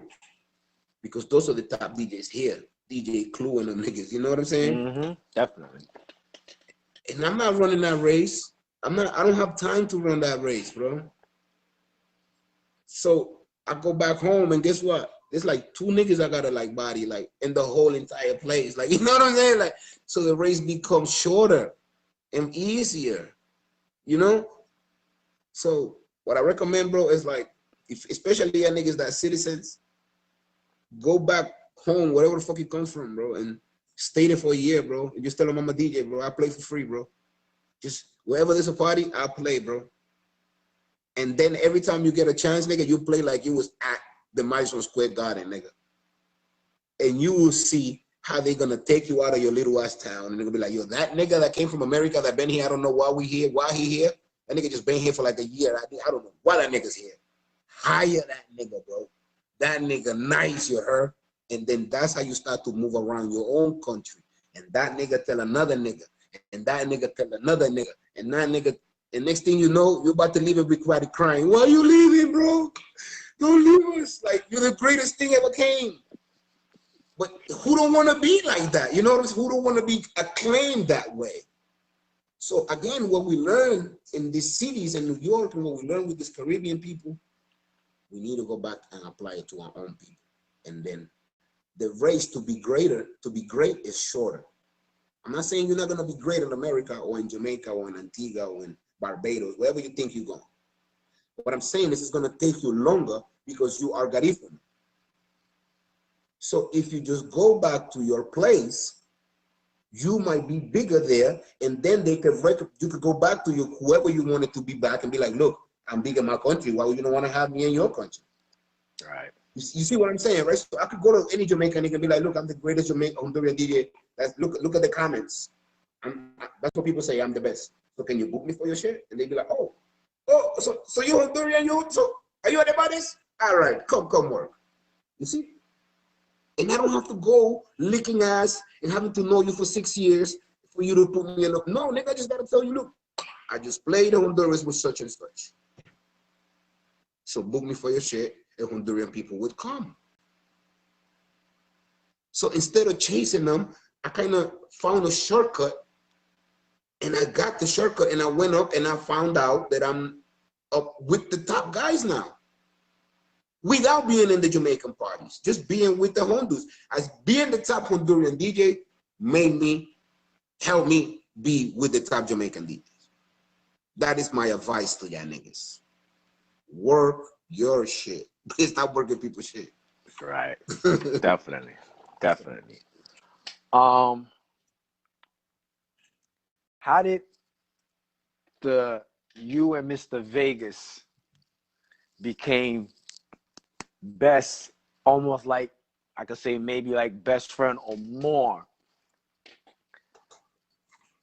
Well, it was in Honduras, which is weird because he was already booked in Honduras for some show. Mm-hmm. But nobody really understood Patois, and he was already angry about some shit that they wasn't getting for him. And then Mr. G thought about me, I guess, and he was just like, oh yeah, Future's here. He knows that shit, right? So they sent for me and shit, like, I guess translating. Is it translating when you're Jamaican? Like, what the fuck? I feel offended when you say that, you know? Whatever it was, they needed somebody to relay what Mr. Vegas was saying because he was at blood clot level. You get what I'm saying? Right. He wasn't at, hey, Mr. Wagwan, sir. Wagwan, youth. He wasn't at that level. He was at blood clot level. You know, he was at ras clot, pussy bombo clot level. You know, he was up there already. When I got to the hotel, I found out that his girl had seen a gecko on the wall. So Mr. Vega said to me, well, I went to them and I was like, you know, I have nothing to do with whatever the fuck's going on. They just send me here for you to speak to me, and I'm gonna go tell them exactly what you tell me. I will tell them word by word what you're saying. Because I understand you clearly, sir. I understand you more than Spanish. So whatever you want to tell me, and I got you. So then he started talking. And then he explained to me the whole gecko situation. And then he said, am I the biggest artist in Honduras right now? And I said, you must be. Honduras is big, but you must be. So then he goes, so I shouldn't be in the best hotel then? So I said, yes, the fuck you should, sir. So he said, go tell them to find me the best hotel. So I said, I know what the best hotel is. You know, this is not the best hotel. This is what I said to them. You know the best hotel? That's Seiba. I know exactly where it's at. So then he's like, all right, so tell them to take me to the hotel where you said. So I went back and I said, bro, y'all gotta take them to Palma Real, bro, like 5-star hotel in Seiba. You know what I'm saying? Like that shit is like a castle, bro. That shit look like an English castle. You know what I'm saying? Like, that shit beautiful. Yes. And that shit in Seiba. So we went there, boom, we all got in the car, we went there. As soon as the nigga walked in, he said, yeah, man, this me supposed to live in now, you know? Entonces, so de ahí para allá, like the nigga, I guess he trusted me from that point on. So when he wanted something to eat, I got to know what it was before anybody else. When he wanted to move, I got to know where he wanted to go. You know? So when the time to do the show came, he was like, where's mic number 1? He said, here. Where's mic number 2? The guy said, here. He gave me mic number 1, and he took mic number 2. And he said, keep it off. But every time I called you, I'm going to say the talk, and then you're going to come and translate it for the people. So I said, all right, fine. So I got on the stage, and then every time he would say a talk, or he wanted the people to know what song was coming next, or whatever the fuck he wanted to say, bro. I was just there to translate it. You know what I'm saying? And then that same day, we didn't know that the El Alcalde, the mayor from Ceiba, had like the keys for Ceiba to him, which means like the city of Ceiba will pay for anything you want. Like whatever you go, you could go prostitutes, anywhere the fuck you go, they would pay for your shit. You know what I'm saying? For those 24 hours. Like, you know, the city of, so they gave him the key for Ceiba for 24 hours. That nigga starts to cry, bro, on the stage. You know what I'm saying? And then, but I'm the one translating everything, so he got to talk to me for me to tell the mayor, and then the mayor got to talk to me for me to talk to him, and all of this is on camera, on Mr. GBC got all this on YouTube. So I have to like tell him what the mayor is saying, like, oh, aquí te estamos entregando tal mierda por tal cosa. You know what I'm saying? All this dumb shit that they do, protocol shit. So I'm translating this shit to the nigga, and then he's just like, what the fuck? Are they dead ass? I'm like, yeah, it's dead ass. Don't you see the motherfucking certificate, nigga?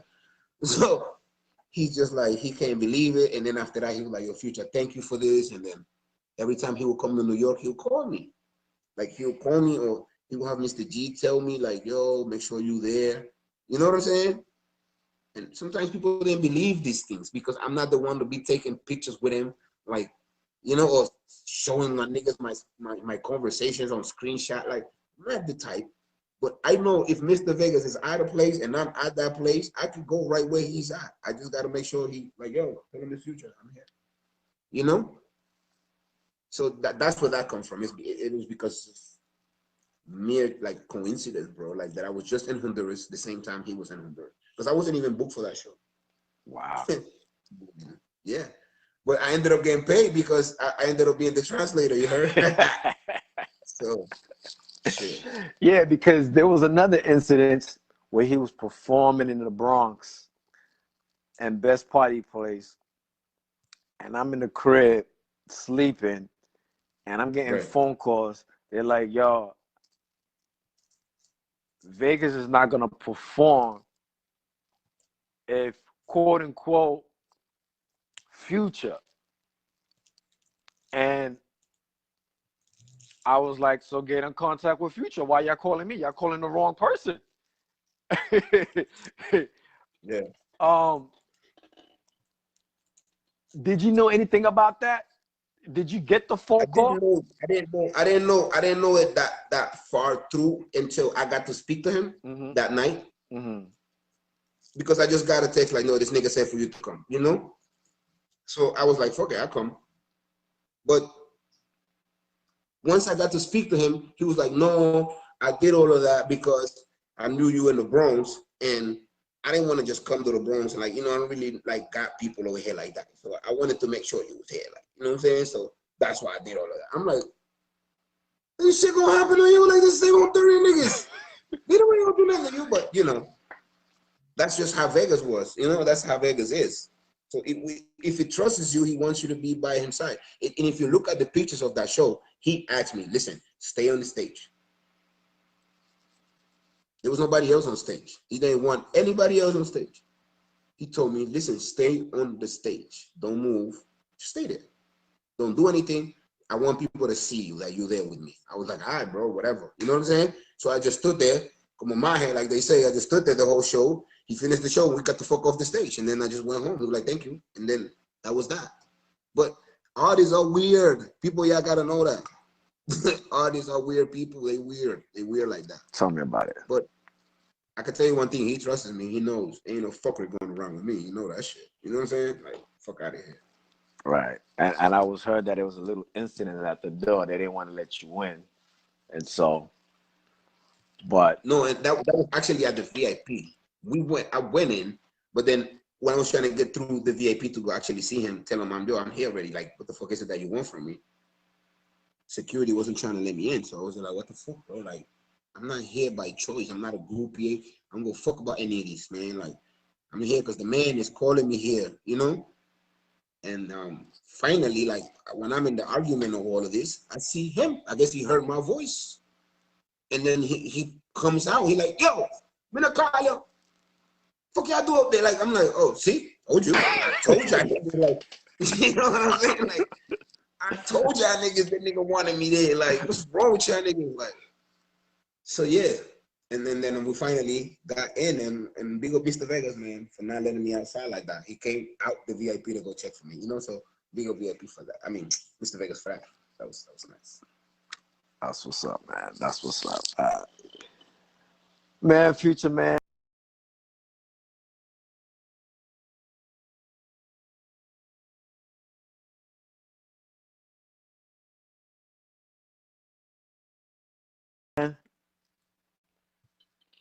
I don't want to shut this, interview off, but I got a couple of more, and then we're going to get into maybe a little politics about the Garifuna industry. But before I do that, Right. I got to say one more thing. Shout out to Dancer. I gotta promote, these commercials and stuff like that. Don't forget Memorial Weekend. Get your plane tickets. Book your hotels, your rentals, your you know what I mean. Get your outfits. It's all about Houston. Memorial Day weekend, big show. Dancer, if y'all know who Dancer, aka Fernando. You and his governments. Shout out to Dancer, man. Shout out to Dancer doing big moves. You know? Definitely. And Dancer making everybody proud, man. Straight up. Hope he knows that though. You know. Yeah. I hope he knows that this culture is not. You're not gonna get inboxes, bro. Like, ain't nobody gonna inbox you about the things you do. Oh, they're not. People is seeing it though. Yeah. And they do talk about you to their friends. Like, you know that nigga, he Honduran like me, bro. Like, you see what he do? He protects that. Like, but they're not gonna tell you that though. But we do brag about you, you know. Yeah. These people do brag about you, so I guess that's what you get. But big up yourself, because we're not afraid to say it out of our mouths. You know what I'm saying? So yeah, big up yourself for what you do, and big up yourself for the chances you give me in my career too. Yeah, definitely. And that's for Memorial Weekend. Don't forget, don't miss the phone Pasa Pasa party in Houston, Texas. The all-white affair, the big show. I think that's Monday, if I'm not mistaken. And then also in the Bronx, if you in the Bronx, Planamo got this big event in the Bronx with the bands. So shout out to Planamo. Memorial Day, that's Memorial Day Saturday. Check that out if you're going to be in the Bronx. And don't forget, Best of the Best has been moved for Columbus weekend. I don't think it's going to be no longer on Memorial Day. It's going to be on Memorial Weekend. So don't forget the Best of the Best Columbus Day weekend in October in Miami. Book your plane tickets, your flight. If you have to drive, get your rental, your best outfit, because that concert, it's a movie. And don't forget, it's going to be on my page today after this show. You need to download the one-on-one music business. Randy got this, music industry page. And so you need to not download it. You need to support it. Support that.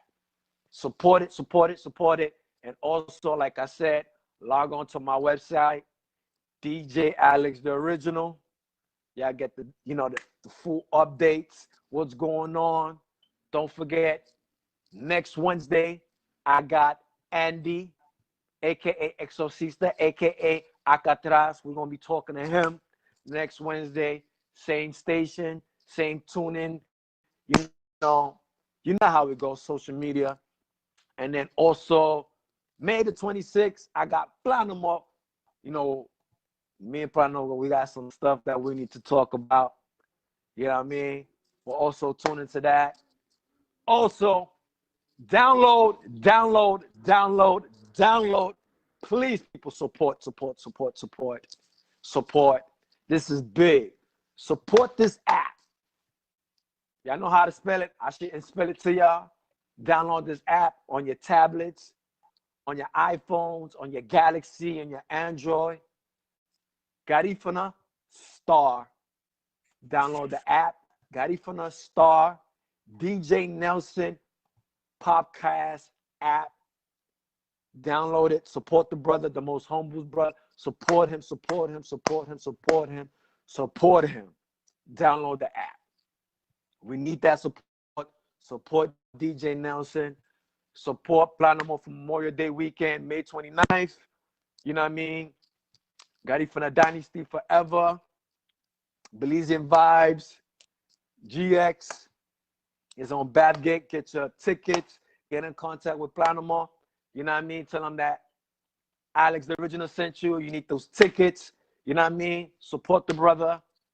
Memorial Day weekend. That's a big, if you're in the Bronx in New York, May 29th. You know what I mean? Then also, like I said, back again with Dancer, that party right there. That's going to be like, yo, that event right there. You cannot miss that event. It's going to be a movie. When I say it's going to be a movie, it's going to be a movie. May the 28th to the 31st. That's 4 dates and 6 parties. We got the Soca Post. On the Saturday. We got the Pasa phone party on the Saturday. We got Monday the 31st, the outdoor park, all white affair. Support Dancer, get the tickets. If you need tickets, go on my website, alextheoriginal.com. Like I said, we're streaming live on YouTube. We're streaming live on Twitter. You know what I mean? We're streaming live on Twitch TV. We're streaming live on the Vocal. You know what I mean? We're streaming sooner or later on Apple TV. You know what I mean? Yeah, straight up. We're streaming. Like I said. So we got Future, aka Scalachi, Future Sounds. Now we're gonna talk about a little bit about politics. How you feel about the whole Garifuna industry, and do you feel that there is a Garifuna industry? I think that the industry is divided. There is 2 industries: the Punta industry, and then everything else. I don't think the Punta industry either wants to join with anybody or is out actively looking for people to join with. I think there is a very close group of people that knows the ins and outs of who gets what and how you get the bookings and, you know, who are the big promoters and all this other shit. But there is 2 of them. It's the Garifuna side, and then there is us with everything else. And then there's this other little small group of the United States people that, not necessarily going back to Guatemala, Belize, or Honduras, but for some reason they feel like they should represent it, even though. So there's that. What I'm trying to say is the music business is divided into the niggas that know, the ones that think that know, and the ones that don't know shit. And those 3 types of people, you find it in Punta, and you find it in the urban music, which is like the dancehall and whatever the fuck else we do, which is hip hop or anything else that's not Punta. You know what I'm saying? And because there's a lot of things happening that the Punta guys don't talk about. You know, it's like there's a lot of thieving going on. There's a lot of niggas keeping rights for songs. I don't think I don't hear it. I just don't give a fuck. I really truly don't care. I actually want them to destroy themselves. I don't care. You know what I'm saying? So that's why I don't be too vocal about it, because cool, like y'all niggas want to kill yourself over some music, then do that. But as long as that doesn't come and affect the kids I'm working with, we'll use y'all niggas as an example of what things not to do. That's how I look at it. And people be like, why you feel so fucked up about Punta and the Punta business? It's because Punta been fucking hot forever. Punta been hot forever, bro. And Punta never helped nobody yet. You know, Punta never helped none of these urban kids yet. You know, like when it's time for them to sing, they shorten their time. You know, they put them in the worst time of the night. They don't believe in them. They joke them around. And they never take them serious. Musicians that do Punta do not take the Talento Catracho and the dancehall guys and the hip hop guys. They don't take them serious. They figure Garifunas can only do one type of music, and that's Punta. And it shouldn't be like that. You know what I'm saying? Mm-hmm. So that's why I look at Punta as an adversary, not an ally when it comes to music. You get what I'm saying? Punta to me is not an ally in Honduras. The more Punta fans we take from Punta, the more fans that we get in our music. That's how I see it. And then we're working hard for it. Right. Talento Catracho. Do you feel like that's gonna get somewhere? It's already somewhere. You know who Menor is, right? Probably by face, but I mean, no. Actually, I don't know who Menor is. Actually, I really don't. To be honest with you. Okay, but do you know that there is a movement in Puerto Rico that you seen Bad Bunny in the commercial with Snoop in the Corona commercial that just came out. The Snoop is walking, and then he hands him a Corona.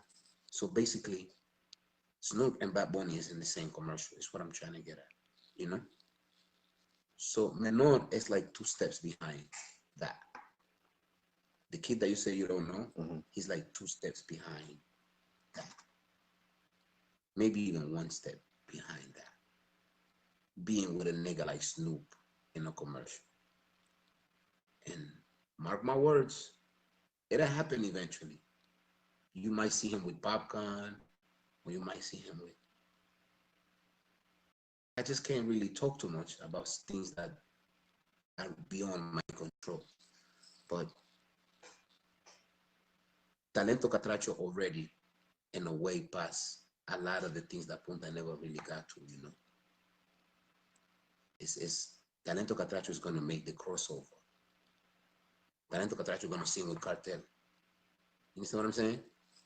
Just like Talento Catracho is going to sing with Beyonce or Rihanna. You understand what I'm trying to get at, right? Yeah. So it is not going to be, Rihanna's not going to make a Punta song. I'm sorry for Little June, but it is not going to be with Punta that we're going to get through, bro. We're going to get through just like anybody else got through, with the rhythms, with the genres that's already through. We just got to put our own flow to it. It's like, look at the Africans. You think that's a new sound? No, that's the Jamaican sound. They just added their own flow to it. And they call it Afro beats. Like, look at Little June. Look at the genius in Little June, right? And I hope there's Punta people that listen to this, because I'm going to teach you something that y'all missed out. Little June comes out. He creates a genre, and he puts himself at the helm of it. Basically, he comes out and he says Afro Punta, right? Mm-hmm. And then when you read, he says he's the #1 artist that got the #1 hit of the genre he created. You understand what I'm trying to tell you, right? So you create a genre, and then you say you're the #1 artist from that genre that you created. It's like tomorrow I make a religion called Nolele, and I tell you that I'm safe by the Nolele religion and I'm going to heaven because I know it's true. And then you believe me, and you're like, all right, I want to be safe. So it's like he made people like something he created. Because if you look at something, you're like, oh, Afro Punta, what the fuck is that? But he's the #1 artist. I don't have to look for anybody else. Because why am I gonna look for 20 more niggas that sing Afro Punta when it says on the here that he's the #1 artist that does that? So then he came and he wiped out everybody, traditional punta, gunche, all of these other rhythms that people been working with. Imagine a punta that been working traditional punta for like 5,000 years. And then this kid come and he's like Afro punta. And then look at him. He's everywhere. He just came from Colombia. Like, how do you think that person feels? You know, and that the whole Afro, so punta is not African. So how can it be Afro and also be punta when it's already African? It's like you say Afro. It's like you're saying punta. Like, you know what I'm saying? Like punta is already Afro. So why is it Afro and it's also punta when they are both Afro? So you created something. And I don't want nobody to think I'm trying to be like, this is politics, right? So you say politics. So this is what I'm saying. It's how you talk to people. Politics is the art of talking to people. So if you figure out a way to make yourself look good by saying shit, then that's how you get through. So he did that. He reinvented punta. He called it what he wanted to call it, and he put himself at the helm. He didn't say I'm the #1 of it. But he didn't say I'm the first one to ever do this. He didn't say that, bro. See, it's important what you say. He didn't say this is the first Afro punta beat. This is the first Afro punta artist that ever existed. No, he said he's the #1 Afro punta artist. So in the brain of the human from England and from Colombia and from these places, they must think he already went through the lions and he beat the best lions to be the #1. You understand what I'm saying, right? Yeah. So why am I gonna listen to the losers when you are the #1? But there's never been a #2 or a #3 or a #4. It's just the smart in that kid. It's the smart in that kid. And it wiped out everything that everybody else was doing. Nobody cares about nothing else that people do no more. All of these other punta songs like that came out before, like nobody cares. This kid, oh my God, and the other, he body every fucking thing out here, bro. I don't know what they're gonna. I didn't think that they was gonna kill that song from Ecstasy.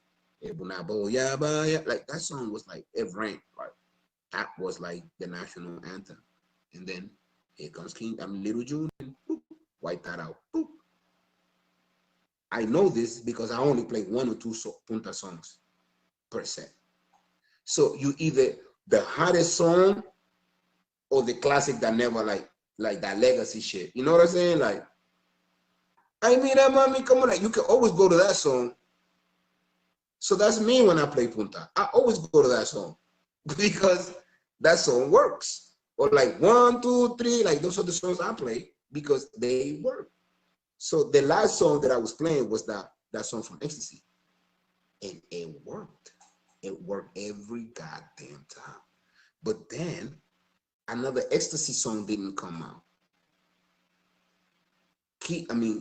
Little June dropped his song, Holla, I think it was. And then he dropped Oh My God right after. So I find myself at a position where I'm about to just play two Little Junes and come off for punta. You understand what I'm saying, right? Yeah, I feel you. So I'm about to play this kid and his Afro to play the Ecstasy. I can just play this kid, like play those 2 songs and come off, and everybody's happy about this shit. So that's what I'm trying to tell you. Like the new wave of music is fucking up the old wave of music. And these punta niggas, they are not reinventing themselves. Like the only one that I see trying to reinvent himself is Jesse Pupalu, because he tries to do it in English. Sometimes he tries things that don't really work, but you are trying. Once that man gets his hitch and he gets through with one of them shits he do, he's through. But if you just continue to do like cultural shit all the time and try to stay on the lane that your father said, that his father said, that his father said, that his father said. You think Cartel is doing that shit? You think Alkaline doing that shit? You think fucking Pop Smoke is doing hip hop like Biggie do hip hop? Like it doesn't grow. You know, I don't see the new face of this punta music. For me to be like, oh shit, this niggas is coming with some shit right now. I don't see it. But if you look at Talento Catracho and you see the growth of it, even in Guatemala, bro, like if you see how niggas started and what they are doing now, you see the growth. You see, okay, yeah, niggas is coming up with some fire. You get what I'm saying? Yeah. They growing musically. They grow. Punta people, they do the same punta. They recycle songs. It's hard for punta to hit and to be a brand new lyric. Like a brand new lyric that didn't come out of nowhere. Punta is always an old song that you revive and you put your little swing to it and made it better. Those are the songs that hit. So that's why I walks away from that, because I don't see future musical in that.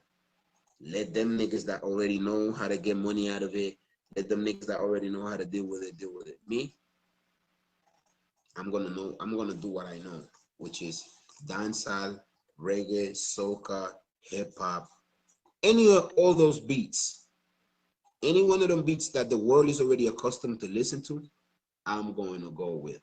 So call me a fake, whatever the fuck you want, but I think punta comes next.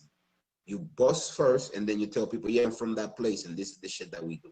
But you bust first. You don't try to force punta onto people. You get what I'm saying? Like, I don't think that's the way to do it. I really don't. Smart. Are you a DJ that? So, are you a DJ that? If you get paid, if they're booking for a party, yeah, and you get to the venue, you got paid, and the promoter tells you, I need you to play punta all night, would you do it? I don't have enough punta to play punta all night. I don't carry that much punta with me. I don't think no man should ever waste so many gigabytes of space on a device, whether it's a computer, a cell phone, a paper, a two-way page. You should never waste so much gigage on fucking punta, bro. No. Nobody should ever have enough punta to play punta for a whole night. that's a sin. That's might as well sell your soul to the devil. That's a sin. That's a capital sin, nigga. Might as well kill your mom, nigga. Like, who does that shit, nigga? Yo, oh my God. I don't, even if you catch me in a party with my crates from back in the day and my hard drive, I don't have enough punta to play all night, bro. I don't own that much punta. So basically, you staying in your lane, whereas hip hop, reggae, soca, and calypso. And two puntas. You forgot the two puntas. I do play. Oh, two puntas. Whatever is hot at that moment. I'm not biased with anything. If you like, it's like Popcorn. If Popcorn don't got a hit, you think Popcorn is playing in my playlist? Fuck him. Masica, Cartel, Barrington Levy, Buju Banton, Coffee. I don't give a fuck where you come from. I know where Pop Smoke. I don't remember last time I played. Fuck him. Ya se murió, ya hueso. We don't care about him no more. We playing Young Rich and all these other niggas now. You get what I'm saying, right? Right. So, ya Pop Smoke, ya valió pija. So why am I gonna treat Punta any different? So if y'all niggas don't got a hit for me, I don't have a song to play for y'all niggas. I'm gonna play the last hit. It's like if you ask me to play a Pop Smoke, I'm gonna play Well, we come to the party, or I'm gonna play Dior, porque él no tiene más hits. He doesn't have no new hits. He's dead. You understand what I'm saying? So I have to play the hits that he left me. So if you ask me, play me a hit from Figaga. Hey, Kuta Tukato, that's his last hit, right? Oh, I don't know. Like, well, I'm just telling you, like, or all right, to give you something closer to your part. So see it. if you tell me, play me the last hit from Societe, I will play Body Gone, because that's the last song that Body Gone, Body Gone. People love that fucking song. I have that song. You understand what I'm saying? So it's not like I'm a bias. I don't have every song from fucking Societe from his library. I don't want to have it. I only have his hits. Same thing with Legacy Gifted. Same thing with Little June. Same thing with Ecstasy Band. Same thing with Popcorn. Same thing with Ice Cartel. Same thing with Foodie. Same thing with Dollar. Same thing with Yankee Dos Doce. I only play hits. People only wants to hear hits at the party. People don't want you to be like, play a bomb like Funk Flex, brand new song, brand new song, brand new song. Niggas, they gonna kill you at a party. You do that. You gotta give these people some shit that they know. And you know this, Alex, you're a DJ. You can't give the people one bag of new song, the whole set. They're gonna kill you. You better make these people sing and fool themselves with some shit they know well. Right? Right. Right. So that's what the fuck I do with Punta. So I don't want nobody figure say this nigga hate us. No, it's just y'all niggas don't do a lot of hits. Y'all niggas don't have a lot of hits. Whenever a hit come, I'll play it. All right. Which category would you play? Listen, I'm only giving you two. I don't even call it as a category anyway. You got one choice. Punta or bachata?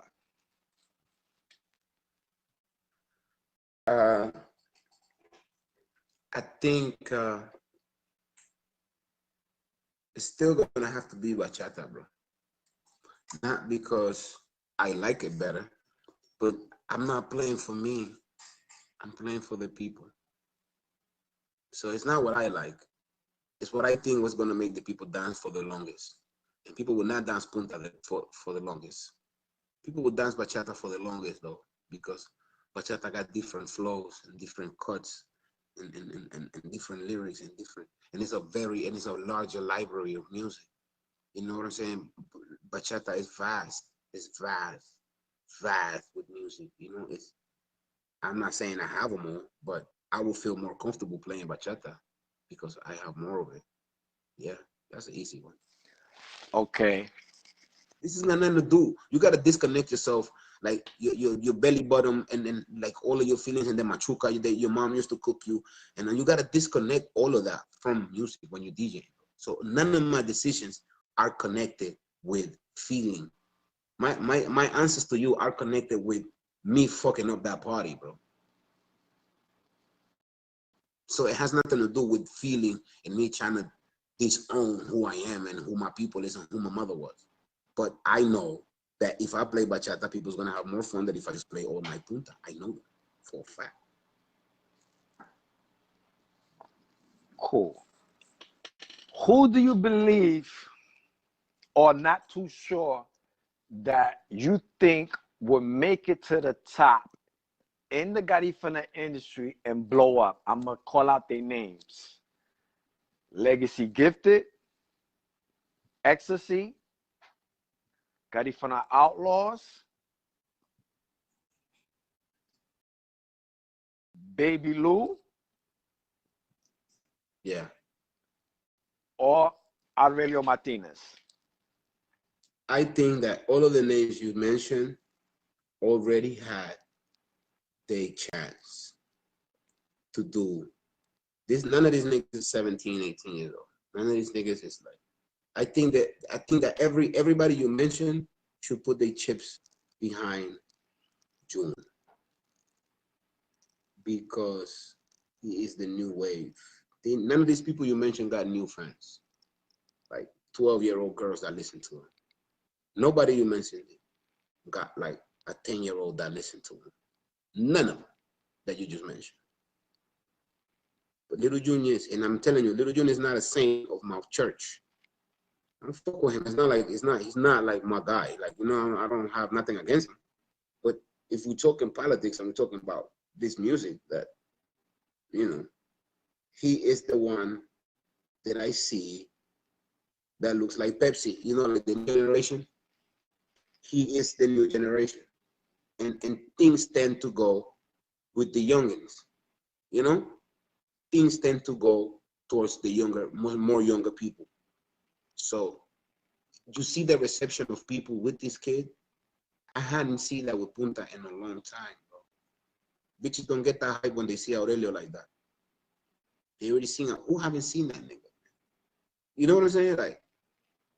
Like esta gente ya van a, no es que, I'm not saying they can't get ahead. I'm not saying they lost their talent. I'm just saying they need to get closer to the kids. You gotta get closer to. Why there's no? Remember back in the days, there was like these groups of just kids that do punta. Remember? Yeah, I remember. Where is all? Where is all of that? Like the new kids don't want to do punta. Where is the kid that's like 10 years old that is nice in the drum, and he got his own group? Where are they? I think that's gonna save punta. Not the same old bands renaming themselves. Same old niggas got singing back new songs. Like, you know how long Aurelio been out here? Nigga, Aurelio was out here in Yellow Verde. Nigga, like, you know how long Aurelio been out here trying, man? Aurelio need to go sit down. Aurelio, listen to me. Take this. Whoever is watching this, take this. Aurelio, sit down. Like, give the chance to somebody else. Give all of your contacts in your phone, nigga, to a young nigga. Do that. You know what I'm saying? Like, fuck is he doing, bro? Like holding up all them contacts from Asia and China and Australia. Like, what are you doing with all them contacts, nigga? You want to go back, nigga? Like, you want to go back? Like, you don't want nobody else to go, nigga? Like, that's what Talento Catracho kills these niggas. Because one nigga go to Italy, the next nigga go to Italy. One nigga go to Guatemala, the next nigga go to Guatemala. Next nigga go to Guatemala, next nigga go to. Everybody go get that food in Guatemala. You get what I'm saying, nigga? Like, these puta niggas is not like that, bro. Like, like, how the fuck you shit go, bro? When Aurelio is the only nigga that been in Asia. You never took nobody else over there. You just mentioned me 5 groups that could have went to Asia. Nino Arzu could have went to Asia. You know what I'm saying? Like, what happened? Why you not sharing the link, bro? So now, don't ask me about them niggas.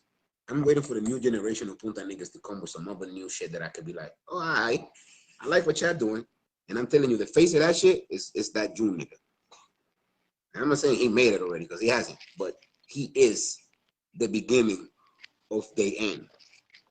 That's what it is. That's you want to see how Punta ends? Look at little June. That's how Punta ends. With a nigga that comes with his fucking Mac, he do some shit on the Mac. He don't even need a DJ. I asked him. I said, you want me to play? He said, nah, I don't need you to do anything. Thank you, Future. Thank you. I got it. You know what I'm saying? I'm like, word, you don't need nothing, bro. Like, you know how long I've been asking niggas to do this shit? Like, one time I tried to hire Young Gotti. He was like, no, bro, I can't do it without my bag. I just don't feel comfortable without. Nigga, Michael Jackson used to do this with playback. Beyonce sings with the CD. Anyhow. Look, here comes little June, puts his computer on play, walks around. The computer got the pause time to give him the time to get to the middle of the motherfucker. You notice that shit, bro? Yeah, I know. Like the nigga got his shit timed. From the time he press play, he starts to walk around. He can get there, start talking to people. He says what he gotta say, and then boom, the song stops. But the shit been playing for the last 7 seconds. That's precision, and you know what I mean by that. Yeah. That is precision. That is craftsmanship, nigga. You know what the fuck you're doing. So then once that shit kick in, man, and hold that, all the little girls, everybody go nuts. And he doesn't need no selector, doesn't need a cocolo, he don't need a guitar nigga, he don't need an angry drum nigga that everybody hates. He doesn't need a conga nigga that you act like he better than everybody. He doesn't need a bajo nigga that wanna be in the front. He doesn't need any of that, bro. He just needs himself and a mic like fucking Nas said. I only need myself and a goddamn mic. And that is how Punta ends. With the bands. Sorry, but the instrument player niggas, they still gonna do this shit, but they gonna start doing Punta on 40 loops, bro. Once they catch that shit, nigga, it's slow, bro. Yeah. Because look at Saucier. the thing is that Sociedad didn't get the pool that June got, but Sociedad don't need no band. Sociedad pulls out with his mixer, bro, and that's it, bro. That nigga could take out, the bass. Sometimes he just leave the the nigga got that whole shit on the board. You know what I'm saying? Like, that's the new Punta, bro. That's how Punta looks now, right? Like, niggas better get to it, because the people ain't complaining. You get what I'm saying? Right. People is not complaining about that. Who's complaining about June on the show and be like, oh, that nigga didn't have the real drum, so I'm leaving. I want my money back. Who said that? Who said, oh, June didn't have the actual bass there and the Tortuga shell, so I want my money back? No one, bro. And they still pay more than what they pay to go see the nigga that actually have the Tortuga shell in it, to go see that kid. The same $25 you pay to go see the 5 niggas you mentioned is the same $25 that I gotta pay to go see June, but he's not gonna have the Tortuga shell and the drum. He's not gonna have it. Guarantee it. He's not even advertising it. You see Little June on his shit, it's just him. Not even a drum, nigga. Not even a maracas on his hand. You don't need all of that. I don't want to give the wrong impression that I'm gonna bring all my fucking maracas to the show. I'm gonna bring nothing, nigga. I'm bringing my Mac and a microphone. That's it. So that's where the future of that is. That's my best answer. Sorry, but niggas ain't gonna hear what they want from me. They're gonna hear what I do. You know he has a new song called 24 Hours. Haven't heard it. I'm gonna hear it when it becomes a hit. And it's a different beat, different style, and the way he's singing it.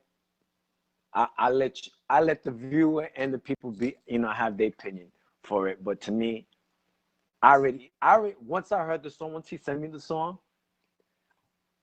I already knew it was gonna be a hit. Another hit. Did you hear the song with him and Elephant Man? Yeah, that was definitely not a hit.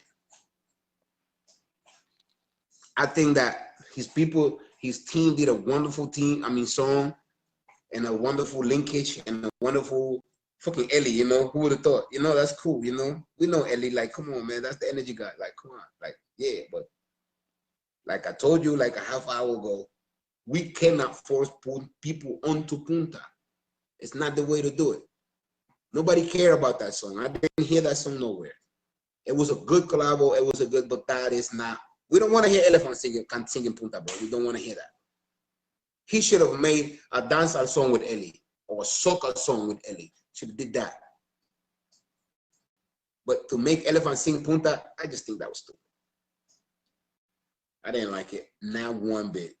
Now, talk to me about Highlight. Oh my God. Those 2 songs, bro, I'm carrying on with me till I die.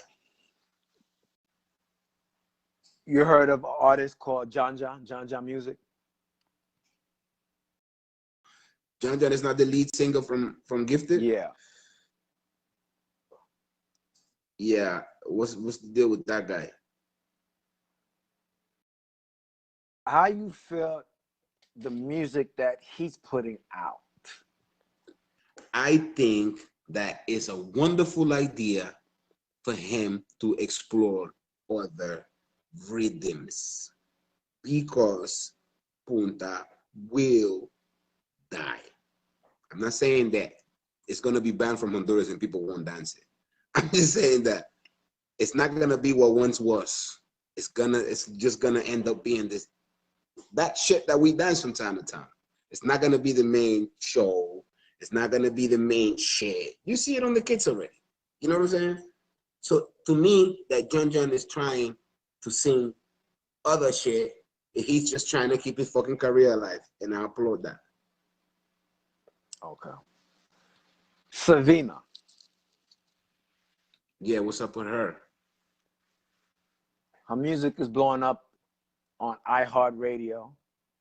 She's the first Garifuna Honduran female. She's a lot of firsts. Wow. Okay. I'm telling you, she's a lot of firsts. I got other firsts that people still don't know, but she's just first on a lot of shit, man, that she's doing. Okay. Music is dropping all over the station. Yeah. You worked with her. Yeah.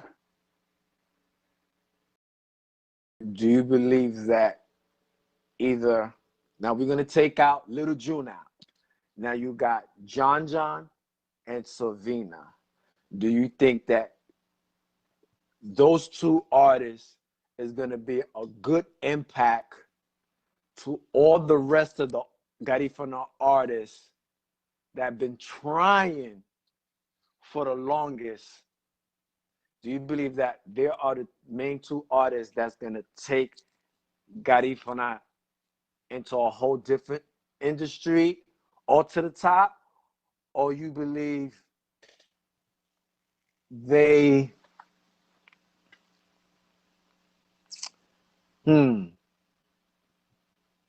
or it's just gonna be in that same level as everybody else? I don't know about John John's career, so I won't really speak on that. I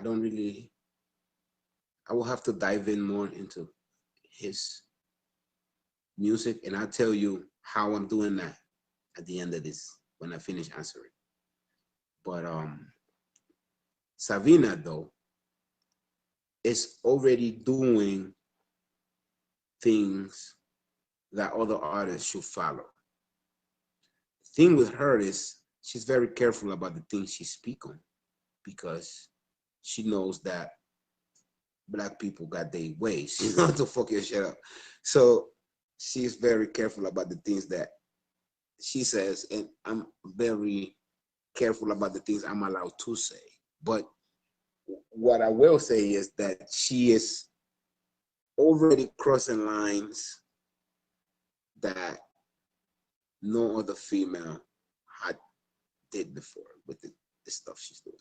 And that's only happening. That's only happening because she has a very good team. She has a manager. She has, publicists and all these things. You know what I'm saying? So she has an actual team that get her gigs, that get her places, that do stuff for her.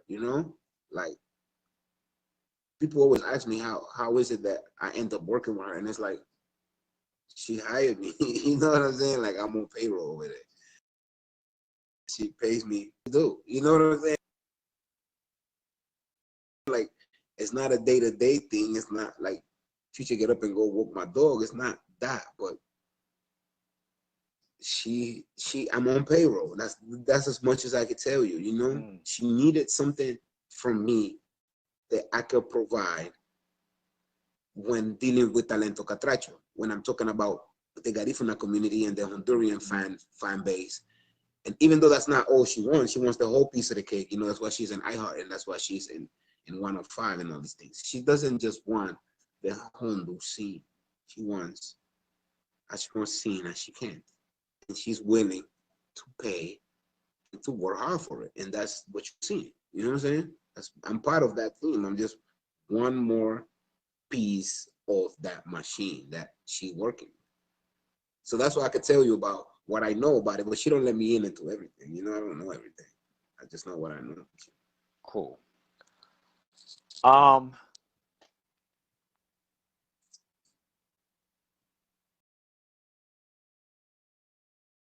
If you was to clash, I'm gonna name 5 DJs.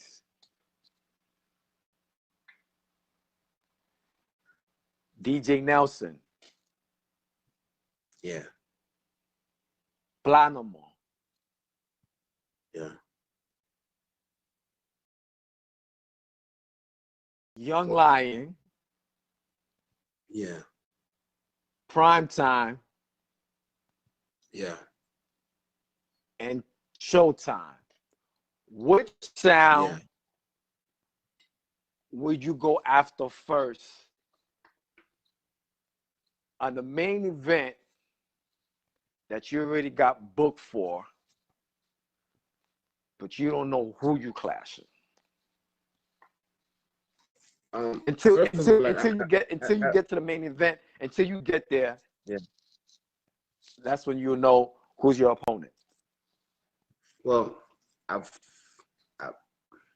clash is a very sticky situation, and that's why I'm not really a Clash sound. But as the example, like using the example you use it, right? I respect all of the DJs you mentioned. You know, I might have my crossings with them during my time, but as musicians, I respect them all. But I um I think I'm capable of destroying every single one of them. I'm not concerned with any name you mentioned. None of them. I'm not afraid of any sound, and I don't want any sound to be frightened of me either. You know, I wouldn't expect. But I'm not concerned. I don't want any other sound, and I don't expect any other sound to win other than me. Right. So if you ask me who's gonna come out victorious out of a night like that, I damn sure hope it's me. But if I have to pick out one out of the group, then it would be Nelson, because Nelson is not. Nelson doesn't have a Batman aura, just like me. Nelson doesn't have a gangster crew, just like me. Nelson is more of the people, just like I am. So I think that a clash will be more entertaining with Nelson than with anybody else in that list, just because of the fact that Nelson is who Nelson is, and I can picture Nelson telling me to go suck my mother. You know what I'm saying? Like that shit that just had me laughing, bro. Like, Word. you know what I'm saying? Word. You got it right. So it's like that would be the most entertaining one. And like I told you, I am more to entertaining now than any other thing, bro. Like, so if the point is to entertain, please put Nelson on, because that's gonna make the people laugh.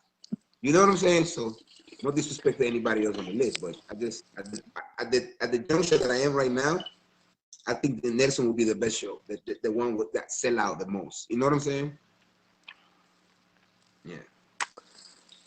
Big up the Nelson though. Yeah. I'll kill your wife. Yeah, he said that. I spoke. Well, actually, he mentioned you on an interview that it was one time you was playing at Sasa Sasso. Right. And you know, as everybody, we all know Nelson.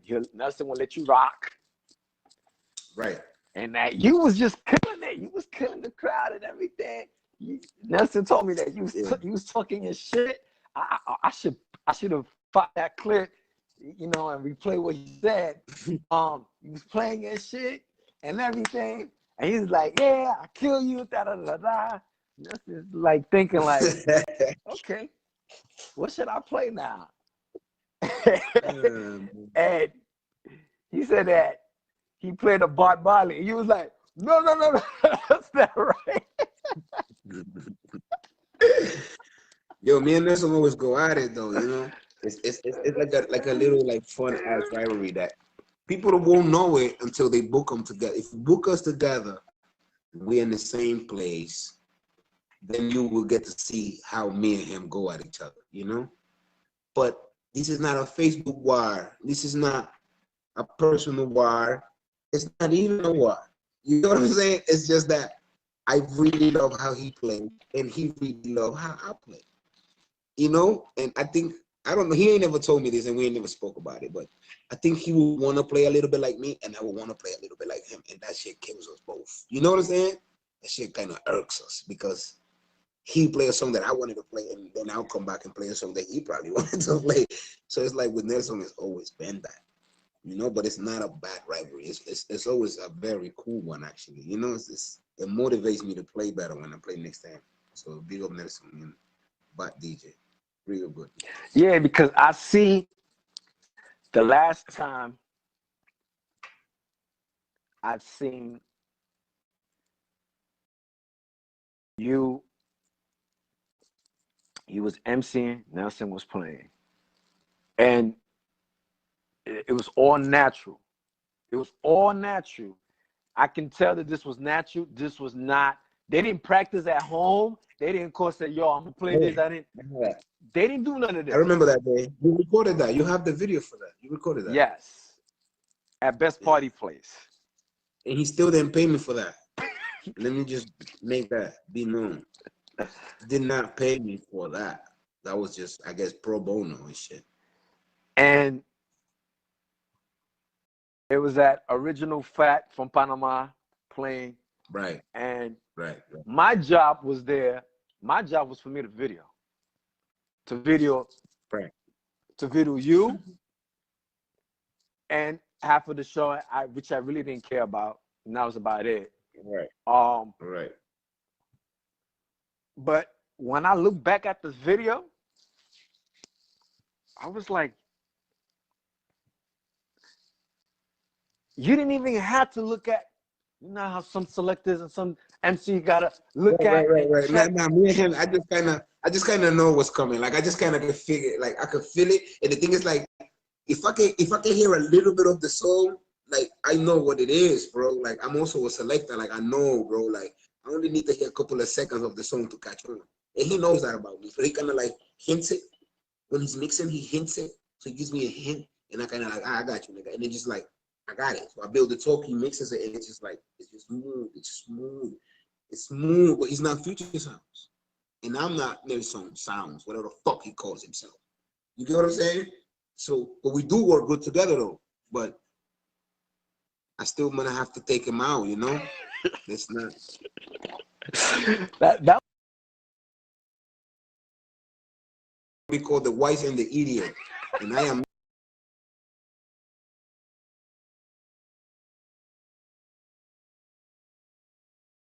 And I'm not the idiot. I told him that in the party. He knows. It will have to be a part 2 though. It will have to be in Hondu, maybe like Mana Santa, I don't know. Or yeah, we'll make it. We'll make it. It's gonna get done, bro. It's gonna get done, and it's gonna be mad fun. And if everybody that is in this live or gets to see this live is like alive, you gotta come, because if me and Nelson go at it at a party, it's like it's gonna be a funny ass thing to see. It's gonna be hilarious, bro. Like, cause I hate him, you know, I really do. So it's like it's gonna work, you know. all right. So I don't know your box, which is dub plates, and I don't know Nelson's box on dub plate. Yeah. So if he start flinging, all right, he has some major songs. All right, don't sleep on that nigga. Like he has some major tracks. Like I cannot sleep on him. I will not ever sleep on a guy like, you know. It's like DJ Grimms, you know, like DJ Grimms, like that guy has some dubs, bro. Like, you know what I'm saying? Like, people have their dubs, bro. Like, you know what I'm saying? And me is like, I just look at it and I'm just like, I'm just happy that everybody is getting up on the music, you know. But I'm not on stacking dubs. I'm actually just like fixing rhythms at this point. You know what I'm saying? Like, oh shit, I missed a song on this rhythm. Let me get it. Oh, let me fix that song on that rhythm. Oh, I only got 2 songs on that rhythm. Let me get 1 more to mix it. You know, I'm not really like following anybody on the way my dubs is. You know what I'm saying? I don't know. I'm not trying to sound cocky or anything. I'm just like, I trust my box. I hope you trust your box. That's basically what I look at it. You know what I'm saying? I trust your box. So, and that's it. So question, what if he was to beat you with a punta dub? Well, this is 2 for 2 right now. I'm not a stranger to losing, bro. See, I've been losing all my life. I'm not a stranger. I'm actually a stranger to win. So if he wins, then he wins. There is nothing I can do about it. But what the takeaway from that would be that I'm not losing with a loser.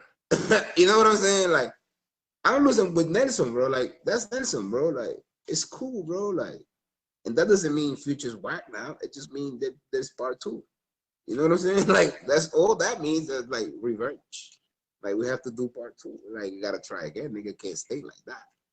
You know what I'm saying? So it's and even if he loses and I win, and he's like, yo, I feel like you cheated. Let's just do it again and then not do it again. You know what I'm saying? Like that's the chivalry in all of this. That me and him are not enemies. You understand what I'm saying? So whoever wins, I'm sure that the next person will hug the nigga like, thank you, my nigga. This year was fun. You know what I'm saying? Like it won't be no friction. It won't be no your peoples is fighting with my peoples outside. We gotta stop the party. None of that is gonna happen with Nelson, no matter who wins or who loses. So I'm not concerned with that. I'm concerned with how much money we made at the door, though. That's what I that's what I want to know. Fuck how they all win who lose. I don't give a fuck about that. All right. So we talked about Nelson. So what about if you and Showtime buckle at a dance? Well, it will have to be whoever, because I'm always buckling with Grims. We always play around together, and then he plays his dubs, I play mine. All right. But it's never really recorded. It's just, I guess when you say Showtime, you talk about me, Biggie, and Larry meet up at a party and then shit. And then like, you know, man, I don't really see Biggie playing these shits. And even if he does, like it happened, I think once, like we was and then I guess, what was it, Primetime played a dub, and then that was cool. And then everybody got hype, and then it was my time to play. So I went in as a guy play a song. They said, yeah, and I played one dub too, and everybody got tight because they didn't thought it was gonna be a dub. You know what I'm saying? But I'm like, he played a dub. Why can't I play my dub? So then it was like a big ass fucking confusion and a whole bunch of shit. And I was like, you see, this is why niggas can't clash, bro. Like, and Biggie knows what I'm talking about. Like, he know what happened that day. Like, but I had to play my dub. Like, why he plays a dub? And I don't, like, come on. Like, nah, nigga. Like, you play a dub, I play a dub. How about that? Right. And that's it. And we both go home. But ain't Grims, all right, see, here's why I'm confused also, too. Is Grim part of Nolele? No, Grims is my friend. But he reps. Grims is my friend. But he reps. He's my friend. But he reps. No, because he's DJ. my friend. No, he's my friend. Like my true friend, like the friend that DeMarco lost, nigga. Like that's my friend. Like that's my nigga, bro. Like so, whatever he needs, whether it's music or we need to bury a body or whatever fuck he needs, I'm there for him. So whether he tells me in future, I need you to teach me this, or I don't know how to do this musically, or you do this better than me musically, show me how to do it. I don't give a fuck if he's on the fucking and Showtime team. I never care. And Biggie knows that. I never gave a fuck. I always gave Grims weapons. And I'm not talking about like actual weapons. I'm talking about musical weapons. I always gave Grims musical weapons that he could probably use to kill me one day. But I don't give a fuck about that. That's my nigga. You know what I'm saying? Like, and he always been a friend to me, and I'm gonna be a friend to him whenever we are. So no, it's not about Nolele with him. He loved Nolele though. He loved Nolele music. He plays it. It's because of Grims that Showtime Sounds play and has Nolele dubs. You understand that, right? That they pay for. So it was Grims that got Biggie and them niggas tuned to Temptation and whatever dubs they got, because they got dubs from Temptation. I mean, from Nolele in their box, ready for any nigga that wanted this. You get what I'm saying? So all of that comes from Grims. So how can I be mad, or how can they be mad that he didn't do Nolele when it benefit the sound at the end of the day? Because Grims got better, and they got better dubs, and then he's a better DJ than he ever was. And I know I'm part of that. You can ask him anytime. Just like Showtime is part of that, I'm also part of that. You know what I'm saying? Right. And that's my nigga, though. That's my nigga for life.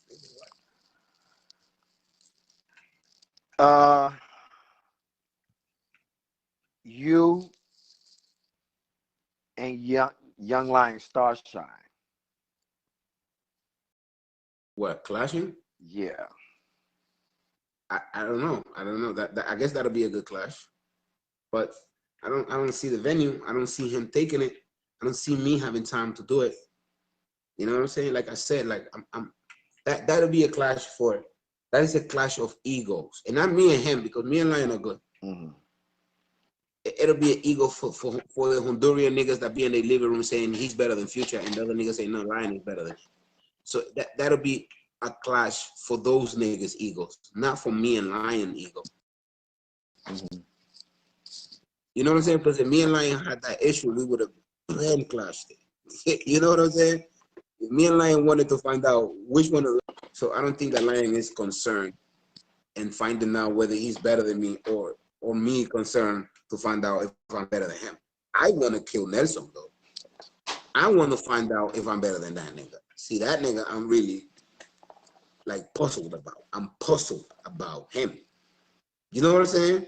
Okay. But Lion, I'm not concerned with if I'm better than him, and I mean, I, I, I don't know. Like, I'm not gonna say I don't give a fuck about it, because a part of me wants to know, obviously, but it's not a priority with me. Like, same thing with Planamo and Showtime.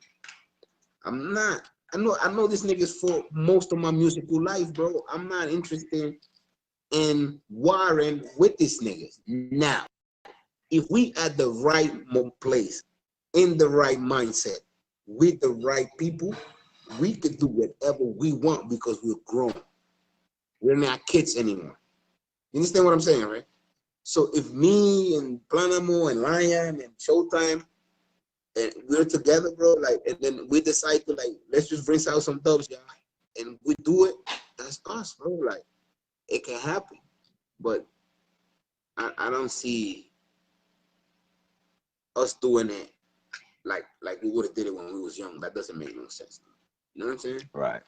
I think everybody on their page. Right. I feel you. Well, guys, y'all see what it is. You heard it from Future. This was a special exclusive. If you feel like I was holding back of asking him questions, message me, text me. I got my number. Email me. We might have a part two. Yeah. We might have a part two Yeah. conversation interview. If y'all feel like I wasn't asking him the right proper questions, hit me up. You know what I mean? Thank you, Future.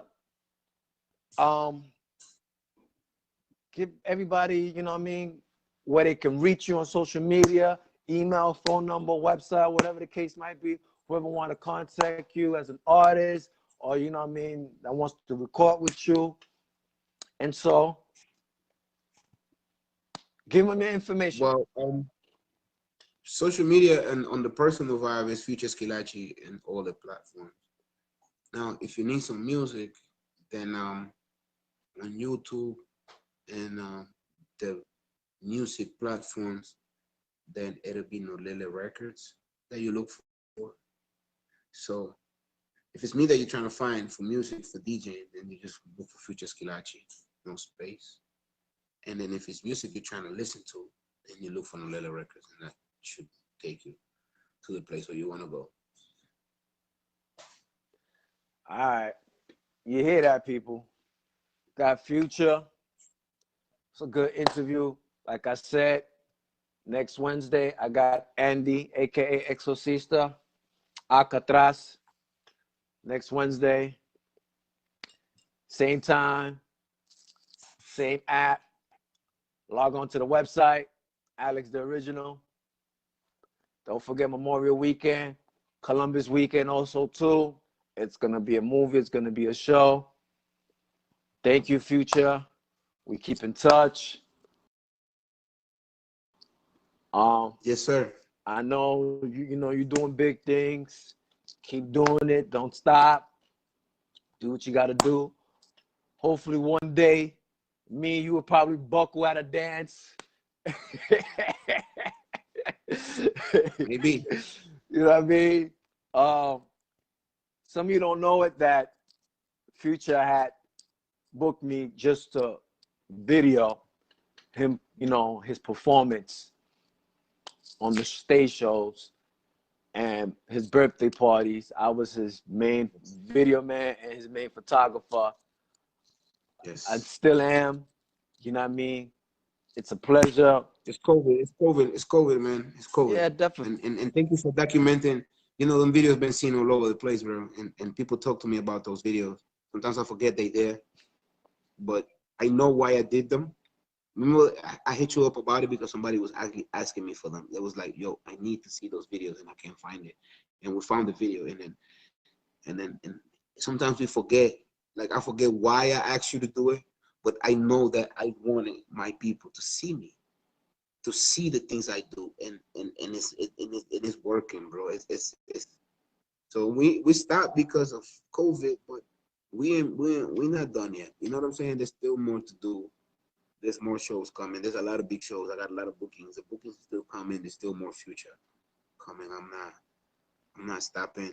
Thank you to the promoters that still believe in me, because at the end of the day, they run this. You know what I'm saying? So big up to all the promoters, no names. Just big up everybody that throws parties that still comes on Future Sounds. Definitely. Yeah, man. And how was the show with you? It was you, Shabba Khan, and DJ Stone. I didn't see no video. Like I didn't like Chava Khan and Stone. This is one. I didn't have a party with Stone. you. You didn't. You wasn't in book for dance. No, I had a party with Chava Khan like a couple of weeks ago in Texas, but that was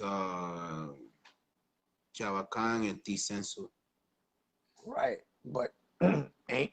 But Stone wasn't booked for that though. I was there with Grims. Grims was booked for that. Oh, okay. I keep forgetting that Shabba Khan. That's Stone's DJ. I keep forgetting about that. Yeah. Oh, I think Stone was in Houston, but I think he was at the Rick Hassani show, which was the same day, but he wasn't with us. oh, okay. Right. But the show was nice though. Chava Khan did his thing.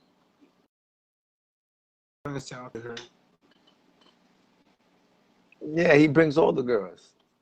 All the girls, definitely. For cheesy like Snoop.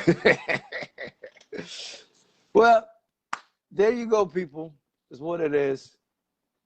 And next Wednesday, like I said, Future, thanks again. Maximum respect. Thank you, bro. Yeah, anytime. And we keep in touch, man. I respect people. All right.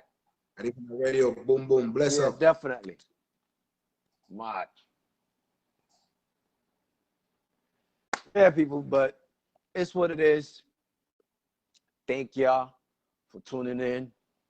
Next Wednesday, y'all see the flyers all over social media. Tune in. Thank y'all. Same time, same place. Don't forget, log on alextheoriginal.com. Log on to the website. Y'all be seeing some flyers posting up. Follow me on IG, Alex the Original. Twitter, Alex the Original. Twitch TV, Alex the Original. YouTube, Alex the Original. Thank y'all for tuning in. And thank you to my new listeners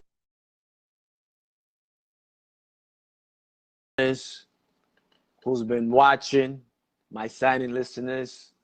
Don't forget to download the DJ Nelson app. Got it from the star. Download the app.